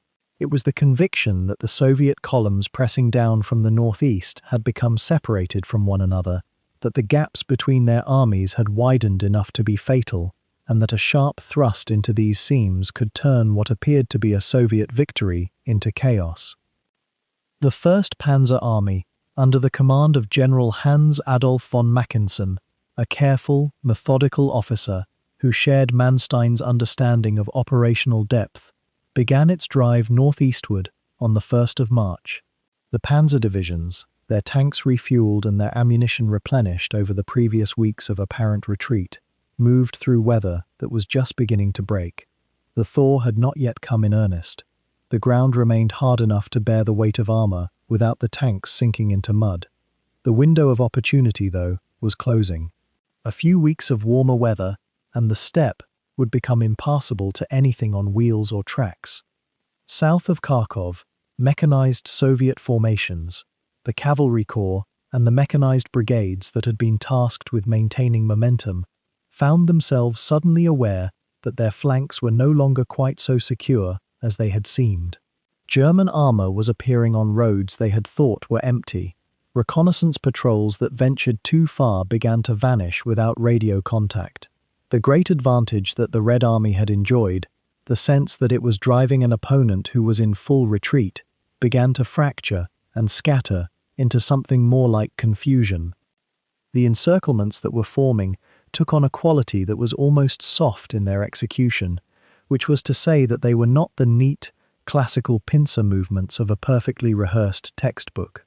Instead, they were organic, feeling their way into being as German columns moved with a kind of fluid precision, each division commander responding to reports of Soviet positions and gaps with tactical adjustments that cascaded through the formation. It was the kind of warfare that required not only numerical advantage in a particular locality, but also a freedom of maneuver and a speed of decision-making that the Wehrmacht, for all its eventual defeats, still possessed in these early months of 1943. The Soviet mechanized corps and cavalry formations that had spread themselves across the landscape in pursuit of the retreating Germans now found themselves stranded, their supply lines stretched thin, and in some cases already cut. The encirclement that was forming was not, perhaps, as tight or as complete as later German accounts would suggest. But it was real, and it was tightening. Thousands of Red Army soldiers and officers suddenly found themselves in a landscape where the enemy they thought was fleeing had somehow materialized at their rear, and where escape routes that had seemed open just hours before were now blocked by German armor and German infantry dug into defensive positions. Within the trapped Soviet formations, the radio networks crackled with increasingly urgent reports. Officers tried to organize breakouts. Tank crews attempted to coordinate their movements across the snow to punch through the tightening German cordon. But coordination across such distances, with communications equipment that was often unreliable in the cold, proved nearly impossible, and the German armor, concentrated and moving with purpose, was simply too strong for the scattered Soviet units to overcome. Have you ever considered how the experience of being encircled must have unfolded for these Red Army soldiers? The gradual realization that the space around you is no longer an asset, but a trap. The cold that was still gripping the land in those early days of March, the awareness that fuel and ammunition were finite, that relief was not coming from the direction in which it was expected to come. The destruction of these Soviet mobile groups did not happen all at once. It unfolded over the course of several days as German attacks pressed inward, and Soviet attempts to break out met with increasingly organized resistance. The landscape around the encircled areas became scarred with the wreckage of vehicles and the evidence of firefights. Tank wrecks froze into the snow. Abandoned guns sat silent where their crews had either been killed or forced to flee on foot, and the German formations that were conducting the destruction maintained a kind of operational rhythm, pushing forward methodically, reducing pockets of resistance, and gradually compressing the space in which the trapped Soviet forces could maneuver. The scale of what was being destroyed in these encirclements remained somewhat difficult to pin down with absolute precision. The records of both sides were, during this period, often contradictory or incomplete. But Soviet sources indicate that substantial mechanized formations, including elements of multiple cavalry corps and mechanized brigades, lost the majority of their equipment and suffered catastrophic casualties. Tanks that could not be repaired or evacuated were burned by their own crews to prevent capture. Men who could not break out either surrendered or died in the frozen landscape. What made this particularly devastating was not simply the scale of the destruction, but the psychological impact it carried. The Soviet soldiers and officers who had been advancing with confidence through February, certain that they were pursuing a defeated and collapsing enemy, suddenly found themselves in the position of being hunted rather than hunting. The reversal was total and shocking in its completeness. And perhaps most significantly, the destruction of these mobile forces meant that the Red Army had lost the flexibility it had been exercising on the steppe. The formations that were being annihilated or scattered to the winds were precisely the units that gave the Soviet offensive its capacity to move quickly, to exploit breakthroughs, to pursue a retreating enemy, and prevent him from consolidating a new line. With these mobile reserves destroyed or shattered, the ability to continue the offensive with the same speed and pressure suddenly seemed far more difficult.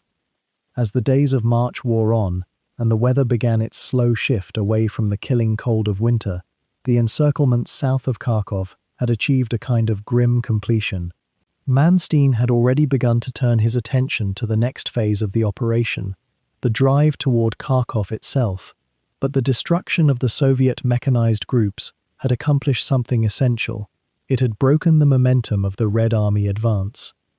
It had demonstrated that what had appeared to be a German rout was something far more calculated, and it had restored to the German forces on the southern front a sense that the initiative might, at least for a moment, be passing back into their hands. The quiet in the landscape after the destruction of these Soviet formations was perhaps even more profound than the chaos that had preceded it. The wind still moved across the steppe, the snow still lay over the frozen earth, but the sense of movement, the pressure of armies in motion, had temporarily stilled. As the panzer wedges drove deeper into the overextended Soviet formations, as the encirclements began to close like slowly tightening fists across the frozen Donets basin, the German advance began to wheel northwestward toward the city itself. Kharkov lay there on the map, like a prize that had been surrendered only weeks before, a city of perhaps 400,000 souls before the war, now reduced to something smaller and more fragile, more caught between the grinding plates of two massive armies. The Germans had held it once. The Soviets had taken it. Now the Germans were coming again, and as March arrived on the steppe with its first tentative thaw, the question was not whether they would reach it, but rather what they would find when they did. The approach was methodical. Panzer columns moved through villages where the names were beginning to blur together in the minds of the advancing soldiers: Poltava, Merefa, smaller settlements whose names would fade from memory within weeks. What remained constant was the pattern, the sound of motors, the crunch of treads over partially frozen ground that was only beginning its seasonal rebellion against the cold, the distant appearance of Soviet rearguard positions hastily thrown up and then abandoned. The Red Army was withdrawing more quickly now, recognizing perhaps that Manstein's gamble had struck something vital, some overextended nerve in their advance. Supply lines that had seemed invisible were now becoming brittle. Tank formations that had pressed westward with such confidence were beginning to fragment, to lose cohesion, to fall back toward the city as though it might offer some final shelter. By the first week of March, the outer defenses of Kharkov were beginning to collapse. Soviet engineers had prepared the city itself for defense, and yet there is a particular exhaustion that sets in when a force realizes it cannot hold what it has come to defend. Tank traps had been dug, barricades erected at key intersections, factory buildings, particularly the massive locomotive works that had been the industrial heart of the city, had been prepared for desperate resistance. And yet as the German spearheads reached the outskirts, as the first reconnaissance elements began to probe the perimeter, the feeling among the defenders was not one of grim determination, but rather of inevitability, a sense that the wheel had turned and they were riding the underside of it now. The actual fighting through the streets was nothing like the sweeping mobile operations that had characterized the maneuver across open country. It was compressed, intimate in a way that the wide spaces of the steppe had never been. What had been called a counteroffensive became suddenly a city battle, with all its peculiar horrors and constraints. Soldiers found themselves operating in the labyrinth of Kharkov's industrial districts, moving through factory complexes where the machinery of peace had been converted to the machinery of war, where every corner might harbor an anti-tank rifle or a desperate cluster of Soviet troops with nothing left to lose. The fighting was house to house in some sectors, though the word house perhaps dignifies the structures too much. Many of them were already shells, already damaged by earlier bombardments, their interiors a maze of rubble and darkness, and the sudden possibility of violence. Consider for a moment the peculiar texture of such urban combat in winter turning to spring. The snow was beginning to melt, creating a slurry through the streets, turning the rubble into a landscape of mud and broken brick that was almost more difficult to navigate than the frozen ground had been. Soldiers moved in small groups, and there must have been in those moments a profound isolation, despite the presence of thousands of others nearby. The noise was different too. In the open country, sound travelled clearly. In a city, it echoed off ruined walls and broken windows, making it difficult to determine where fire was coming from, how close the enemy actually was. A single rifle shot could seem to come from anywhere. The crack of small arms fire echoed through the streets in a way that made accurate distance judgment nearly impossible. The Soviet forces defending the city, as they withdrew, were attempting to inflict as much damage as possible before abandoning it entirely. Some units held for hours in defensive positions, particularly around the factory district, where the locomotive works offered natural strongpoints, and where the Soviet command seemed to believe, perhaps with some logic, that they might at least slow the German advance long enough to extract equipment and supplies. Engineers had done what they could to make the city difficult to occupy and hold. Roads were cratered, bridges were destroyed. The city's infrastructure, what had once serviced the lives of its inhabitants, had been systematically dismantled or booby-trapped. And yet by March 14th, German units were moving through the central streets. By March 15th, the Soviet rearguard was withdrawing to the eastern edges of the city. What had been Kharkov only weeks before as the German forces stood on its borders was now becoming simply Kharkov again, though not quite the same city, never quite the same. The fighting had not been as intense as urban combat could be. There was no Stalingrad-like struggle street by street, block by block, with every position held to the death. The Soviet forces, recognizing that the position was untenable, had chosen to withdraw rather than be encircled and destroyed. It was a strategic decision that made sense, a recognition that preservation of force was more valuable than retention of terrain, and yet it must have felt like abandonment to the remaining civilian population, still huddled in what shelters they could find, still hoping that the next occupying force might be marginally less terrible than the last. What would a soldier experience in those days of house clearing, of moving through a city that was being surrendered in stages? The silence was perhaps the most unsettling thing. Between engagements, between the sudden eruptions of gunfire, there were stretches of remarkable quiet. A factory complex might be entirely abandoned, its machinery silent, for perhaps the first time in months. Streets might be empty except for the scattered debris of war. It was as though the city itself was holding its breath, and then a shot from an upper window, a burst of machine gun fire from a barricade 2 blocks away, the sudden eruption of sound and movement, and then the silence again, pressing in like something physical. By the 3rd week of March, the fighting had largely subsided. What had been the Soviet garrison in Kharkov had either been killed, captured, or had managed to slip away eastward, back toward the next defensive position, back toward whatever line the Red Army might try to establish. The city was German again, or at least it was in German hands, which is not quite the same thing. German soldiers could be seen walking through the streets, assessing the damage, beginning the endless process of occupying and defending a city they knew they might not be able to hold when the Red Army returned, and they knew the Red Army would return. There was no sense of victory here, no feeling that something had been won permanently. There was only the sense of a reprieve, of something taken back, at least for now, at least until the season of operations began again.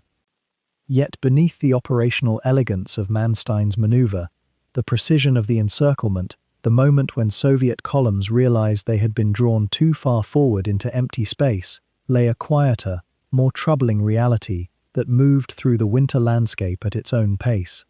The city of Kharkov itself, 4 days after the German spearheads broke through its suburbs, stood half-burned and trembling, Whole sections had been leveled in the earlier fighting, in the chaos of the Soviet advance and the German withdrawal. Now, as Wehrmacht units rolled back through the streets, the remaining civilian population emerged from basements and cellars where they had sheltered for weeks, uncertain whether salvation had arrived or simply another chapter of occupation had begun under a different uniform. The citizens of Kharkov, factory workers, shopkeepers, mothers with children who had known only war since 1941, faced a peculiar and crushing ambiguity.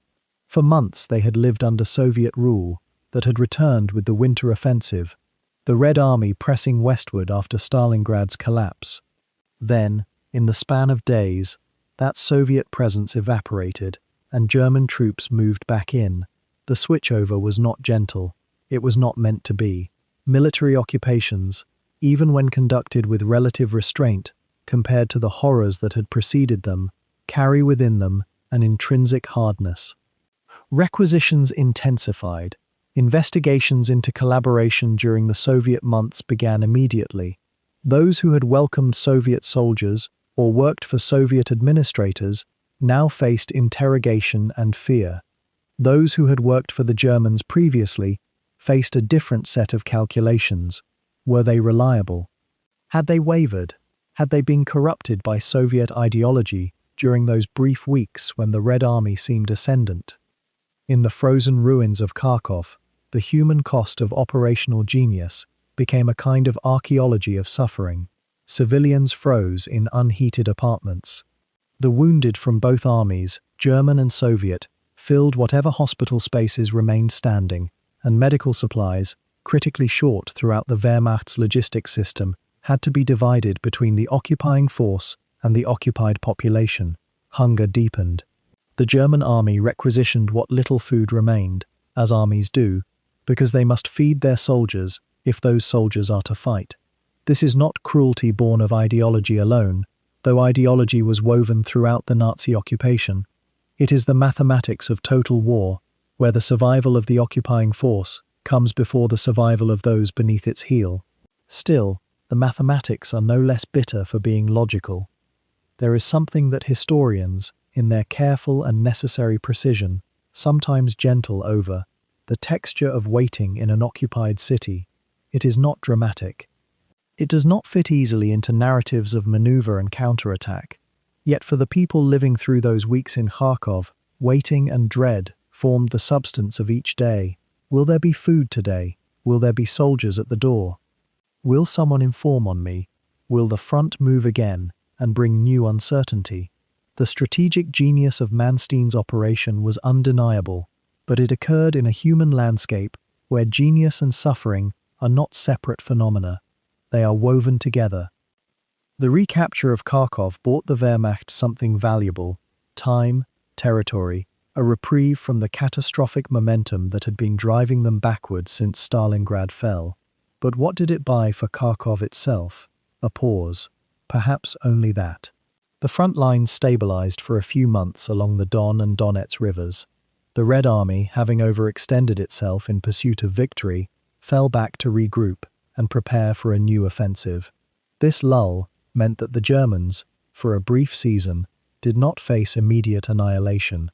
It meant that supplies could be gathered, fortifications could be constructed, units could be partially rebuilt. In that narrow sense, the operation achieved exactly what Manstein intended. It had converted a strategic disaster into a temporary stabilization. Yet it is worth sitting with the question of what temporary means in the context of a war already lost at its foundation. By the spring of 1943, the arithmetic of the Eastern Front was becoming undeniable, though Hitler refused to read it clearly. Germany could not replace the men and machines it was burning through. The Soviet Union, vast and wounded though it was, possessed industrial capacity and human reserves that Germany simply did not. Every counterattack, no matter how brilliantly conceived, no matter how many Soviet tanks it destroyed, was a postponement rather than a reversal. Manstein himself understood this, at some level. His operational genius was expressed partly through his understanding that battles could be won while wars were being lost, and that sometimes the best a commander could do was delay the inevitable while extracting the maximum strategic value from whatever time remained. In the occupied cities and villages of Ukraine, in the frozen countryside where tanks had churned the snow into mud and ash, civilians and soldiers alike were living within this strange and tragic paradox. The German counterattack at Kharkov was, from the perspective of military science and operational art, a masterwork. From the perspective of the people caught within its scope, it was one more upheaval in an endless series of upheavals, one more exchange of one occupying force for another, one more season of hunger and fear, and the constant calculation of survival. The soldiers themselves, German and Soviet alike, existed in their own parallel experience. For the German panzer crews and infantrymen moving back into Kharkov, there was perhaps a moment of relief, even exhilaration. The retreat had ended. They were advancing again. They were winning something, at least in this place and this moment. Manstein's operational sense had translated into bodies moving forward instead of backward, into the temporary restoration of pride and momentum. For the Soviet soldiers who withdrew from the city, there was bitter disappointment. They had believed, in those weeks of advance, that perhaps the war might swing decisively. Now they too fell back to wait, to regroup, to prepare for another thrust that would come in the summer, when the mud had dried and operations could resume at scale. What emerges from the months that followed Manstein's victory, the strange spring when neither side pressed the other, when rain and mud imposed a kind of armistice on the landscape, is a recognition that even genius has limits. Even flawless maneuver and perfect concentration of force cannot alter the fundamental conditions that determine the outcome of a vast industrial war. What Kharkov did was buy time for Germany's generals to work within an increasingly constrained space, to extract what advantages they could from their remaining freedom of action, to prepare for the next phase of a struggle that had already been decided by forces larger than any commander's tactical brilliance could overcome. For the people of Kharkov and the millions of other civilians living under occupation, that pause brought no such resolution. It was simply another interval in a war that would not release them until it had run its full and terrible course. And yet, as the snow melted and spring mud began to claim the battlefields again, there settled over the Eastern Front a peculiar silence, not the silence of peace, but something closer to the silence of reckoning. Manstein had orchestrated a masterpiece, this much was true. The Soviet high tide had been rolled back. Kharkov was retaken. Tens of thousands of Soviet troops had been killed or captured in the encirclements south and east of the city. Tank crews who had swung through those operations reported a sense of vindication, a restoration of something that had seemed lost when the Wehrmacht limped away from Stalingrad in the bitter cold of that previous winter. By any measure of operational brilliance, and here the historical record speaks with unusual clarity, Manstein had transformed what should have been a catastrophic defeat into a tactical restoration. The timing was precise, the use of terrain, the husbanding of panzer reserves, the exploitation of Soviet overextension, all of it bore the hallmark of a commander operating at the very height of his craft. Some historians, not without reason, have called it the finest demonstration of maneuver warfare that the Wehrmacht would ever mount. A textbook example of what blitzkrieg principles could accomplish when wielded by a master hand and when circumstances permitted the latitude to think. But here, in the stillness of those late winter nights, amid the soft crackle of field radios and the distant rumble of supply columns moving through the mud, a deeper question was already taking shape, though few had the clarity to ask it aloud. And this is perhaps the most haunting aspect of Manstein's genius. Not that he failed, but rather that he succeeded too perfectly, too completely, in a cause that was already unraveling at its very foundations. What does operational excellence mean when the war itself is already lost? When one considers the arc of the conflict from that moment onward, the vast mobilization capacity of the Soviet Union, the industrial production of the United States now in full swing, the strategic pressure mounting from the West, it becomes clear that Kharkov was, in a sense, a beautiful gesture made against the tide of history itself. Manstein had bought time, perhaps 3 months or 4, before the Red Army would gather strength again for the offensive at Kursk, that immense set-piece battle that would break what remained of German operational freedom in the east. But time purchased through tactical brilliance is not the same as time purchased through strategic necessity. Germany could not afford another Stalingrad, true. Yet Germany also could not afford to remain on the Eastern Front at all, not given the arithmetic of the war. This distinction between tactical mastery and strategic futility haunted not only Manstein but an entire generation of German officers who found themselves in the peculiar position of being exceptionally skilled at something that was, in the end, impossible. Manstein himself understood this, or seemed to, in his private communications and in the memoirs he would write in the years after the war. He had always advocated, from his earliest days in operations planning, for a more flexible strategy in the East, something approaching a grand strategy that acknowledged the limits of German power. He had pushed back against Hitler's more rigid demands, arguing for operational freedom and local withdrawals when the situation warranted them. Yet even Manstein's considerable intellect and force of personality could not prevail against the larger forces at work, the ideological rigidity of the Nazi state, the raw output of Soviet factories replacing losses faster than Germany could inflict them, the simple fact that the Wehrmacht was fighting on exterior lines against interior lines, with an enemy that could trade space for time, and possessed the human and material resources to make that trade work indefinitely. Some have argued, and it is perhaps a thought worth holding gently before sleep takes hold, that Manstein's greatest brilliance lay not in any single operation, but in his clear-eyed assessment of what was possible and what was not.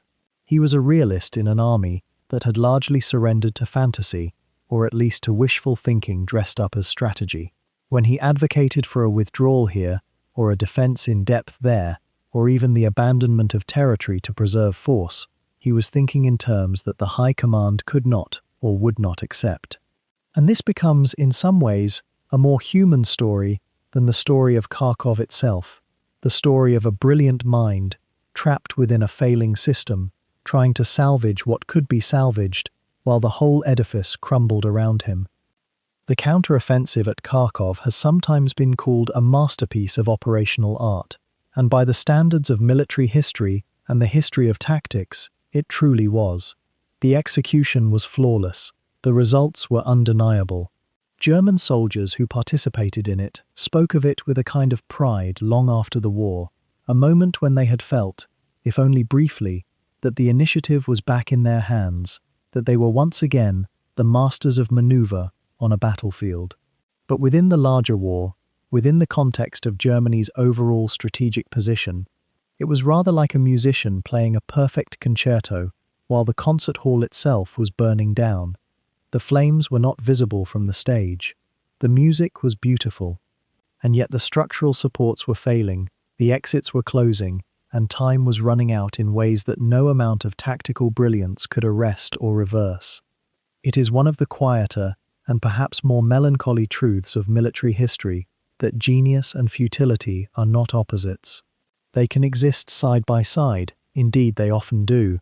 A commander can be exceptionally capable and yet find himself presiding over a campaign that, by all the calculus of grand strategy and industrial capacity and geographic reality, was already lost before it began. Manstein knew this. The most perceptive of his contemporaries knew it, and that knowledge, that awareness of fighting brilliantly against a tide that could not be held, would cast a long shadow over the remainder of the war, over the subsequent battles, and ultimately, over how these events are remembered and understood. The tactical victory at Kharkov would be followed, within a few months, by the catastrophe at Kursk, where the Wehrmacht would attempt once more to seize the initiative and would instead find the last reserves of its offensive capacity exhausted in the mud and snow of another brutal winter. The arc was already visible to those with eyes to see it, even as the moment of success seemed to suggest otherwise. And in that gap between what appears to be winning and what is actually unfolding lies much of the tragedy and much of the historical fascination of this particular chapter in the war. and so the counterattack at Kharkov had run its course. By early March, as the last German panzer crews pushed through the streets of the recaptured city, something else was already moving across the Ukrainian landscape, something that neither tanks nor artillery could stop. The earth itself was beginning to transform. The hard, snow-crusted ground that had allowed German mechanized columns to maneuver with such precision was growing softer. Warmer air drifted north from the Black Sea. The frosted fields began to weep moisture. By mid-March, the Rasputitsa had begun, that terrible, almost mystical phenomenon of Russian mud that had halted armies since Napoleon's time, that vast softening of the earth that turned roads into rivers and fields into impassable swamps. The German advance slowed, not because of Soviet resistance, though that continued, but because the very infrastructure of supply and movement was dissolving beneath the wheels of trucks and the treads of tanks. A panzer division that had covered 60 kilometers in a day found itself struggling to advance 10. Fuel tankers bogged down behind the lines. Ammunition wagons took hours to travel routes that should have taken minutes. The weather itself became the boundary between victory and exhaustion. Officers reported that vehicles could barely move off the main roads without sinking axle-deep into mud, so thick it seemed almost alive. And with the passing of the frost came another burden, the heat that pulled disease from the warming earth. Typhus returned. Dysentery spread through units already weakened by months of winter and constant movement. The Soviet forces, too, felt the mud's paralyzing grip. The Red Army's pursuit had been relentless through February and into early March, but now their own supply lines were stretching impossibly long. Tank crews that had been advancing across frozen terrain found themselves equally trapped.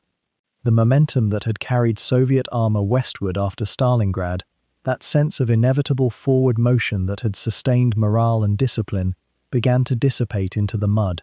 Motor pools ground to a halt. Repair facilities fell further and further behind their advancing units. How does an army sustain an offensive when the very earth beneath it refuses to cooperate?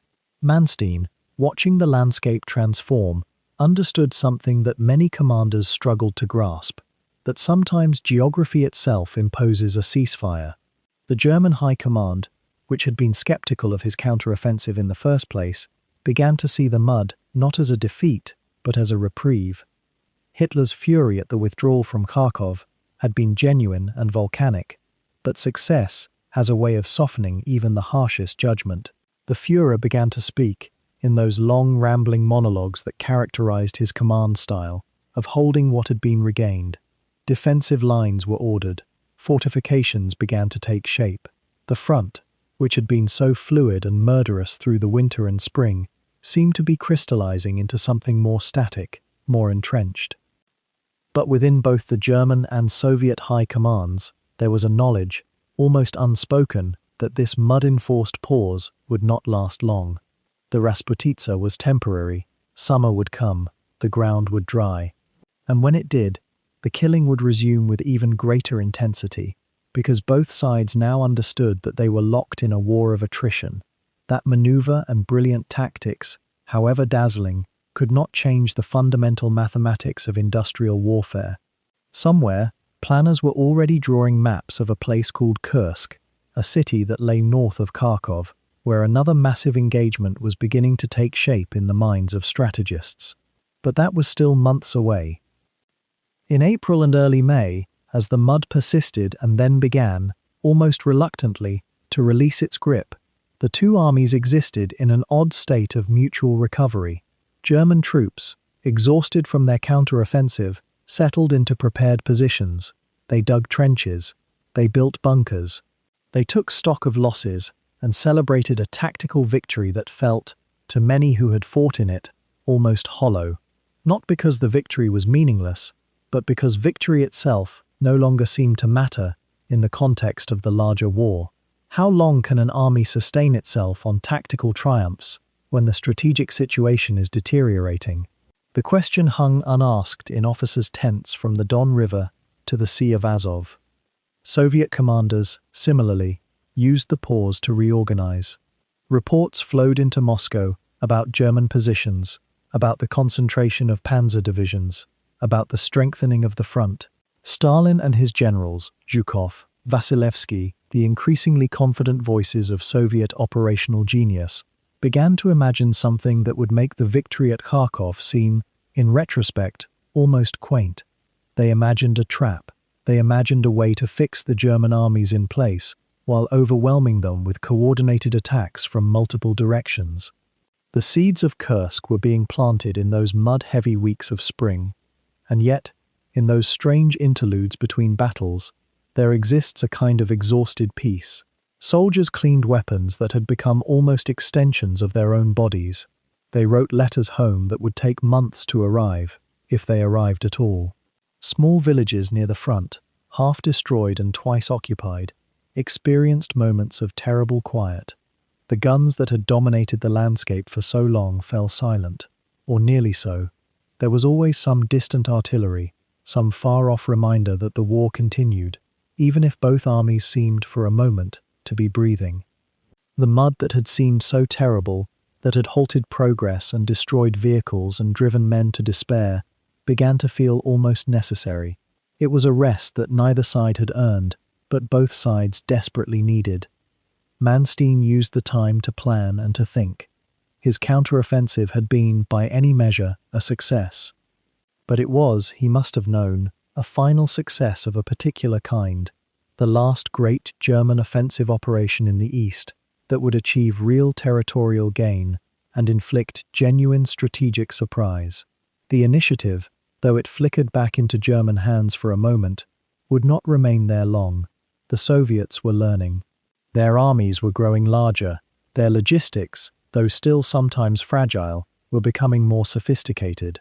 The maneuver warfare in which the Wehrmacht excelled was giving way to a grinding, attritional struggle in which numbers, production capacity, and industrial base became more important than tactics and operational brilliance. But in the spring mud of 1943, as both armies paused, there was still time for thought. There was still space for belief that the war, this terrible, consuming war that had already taken millions of lives and destroyed entire cities, might yet be influenced by the decisions of men. In a few months, that illusion would be tested once more at Kursk.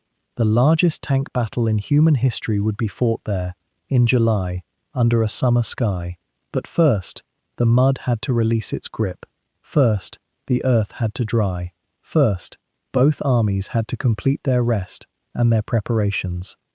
And in that waiting, in that strange hiatus between counterattack and the next great collision, perhaps there was something like sleep, the fitful sleep of exhausted men and exhausted nations, knowing that awakening would bring only more violence, more loss, more of the endless arithmetic of modern war.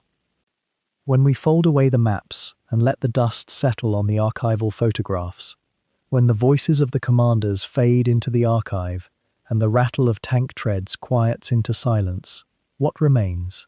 The Kharkov counteroffensive exists now primarily in the realm of memory, that strange landscape where historical fact and human recollection blur like watercolor bleeding into paper.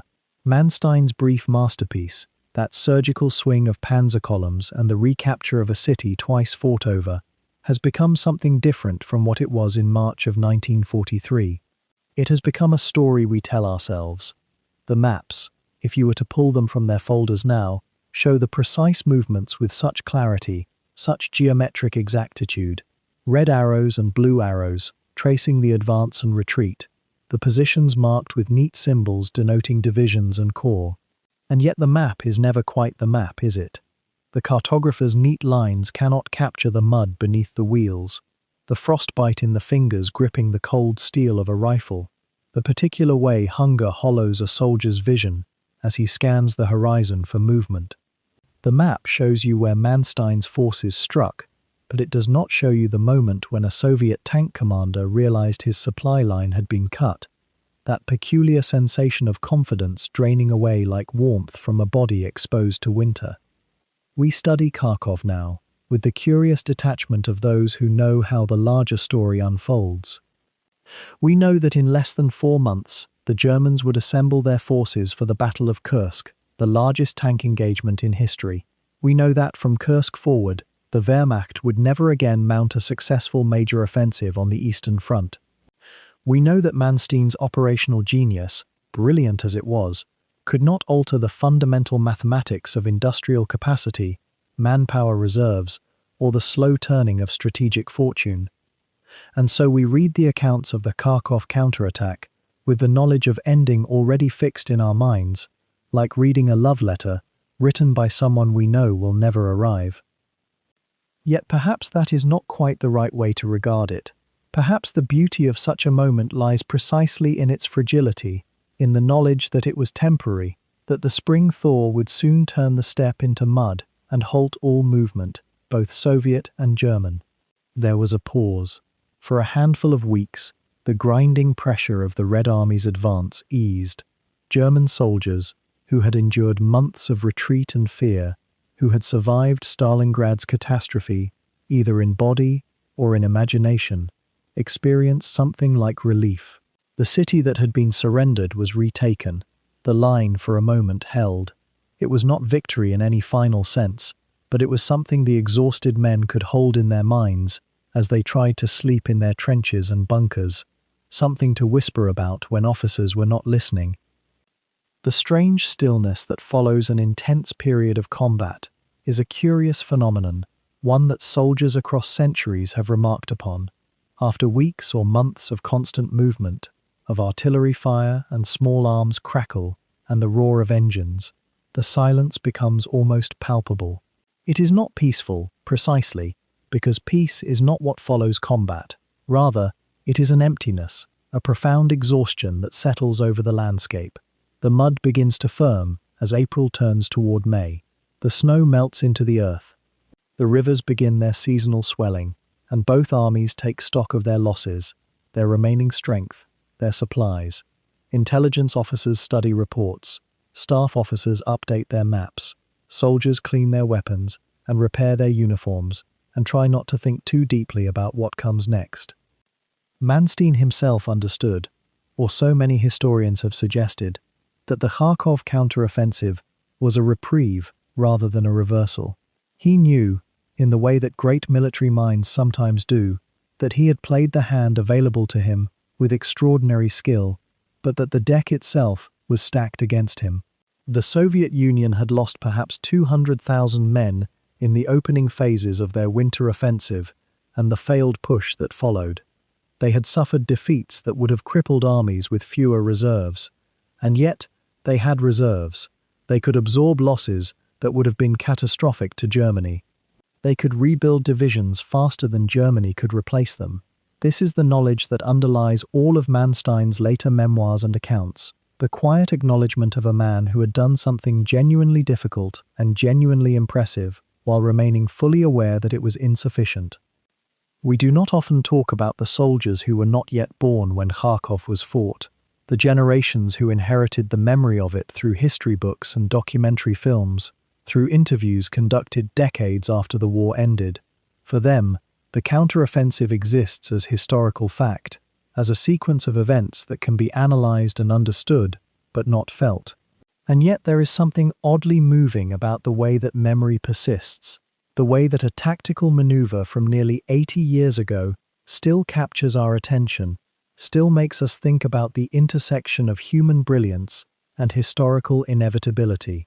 We are drawn to stories of skill and daring, partly because they offer us a moment of clarity, a glimpse of humans exercising agency and competence in the face of vast, impersonal forces.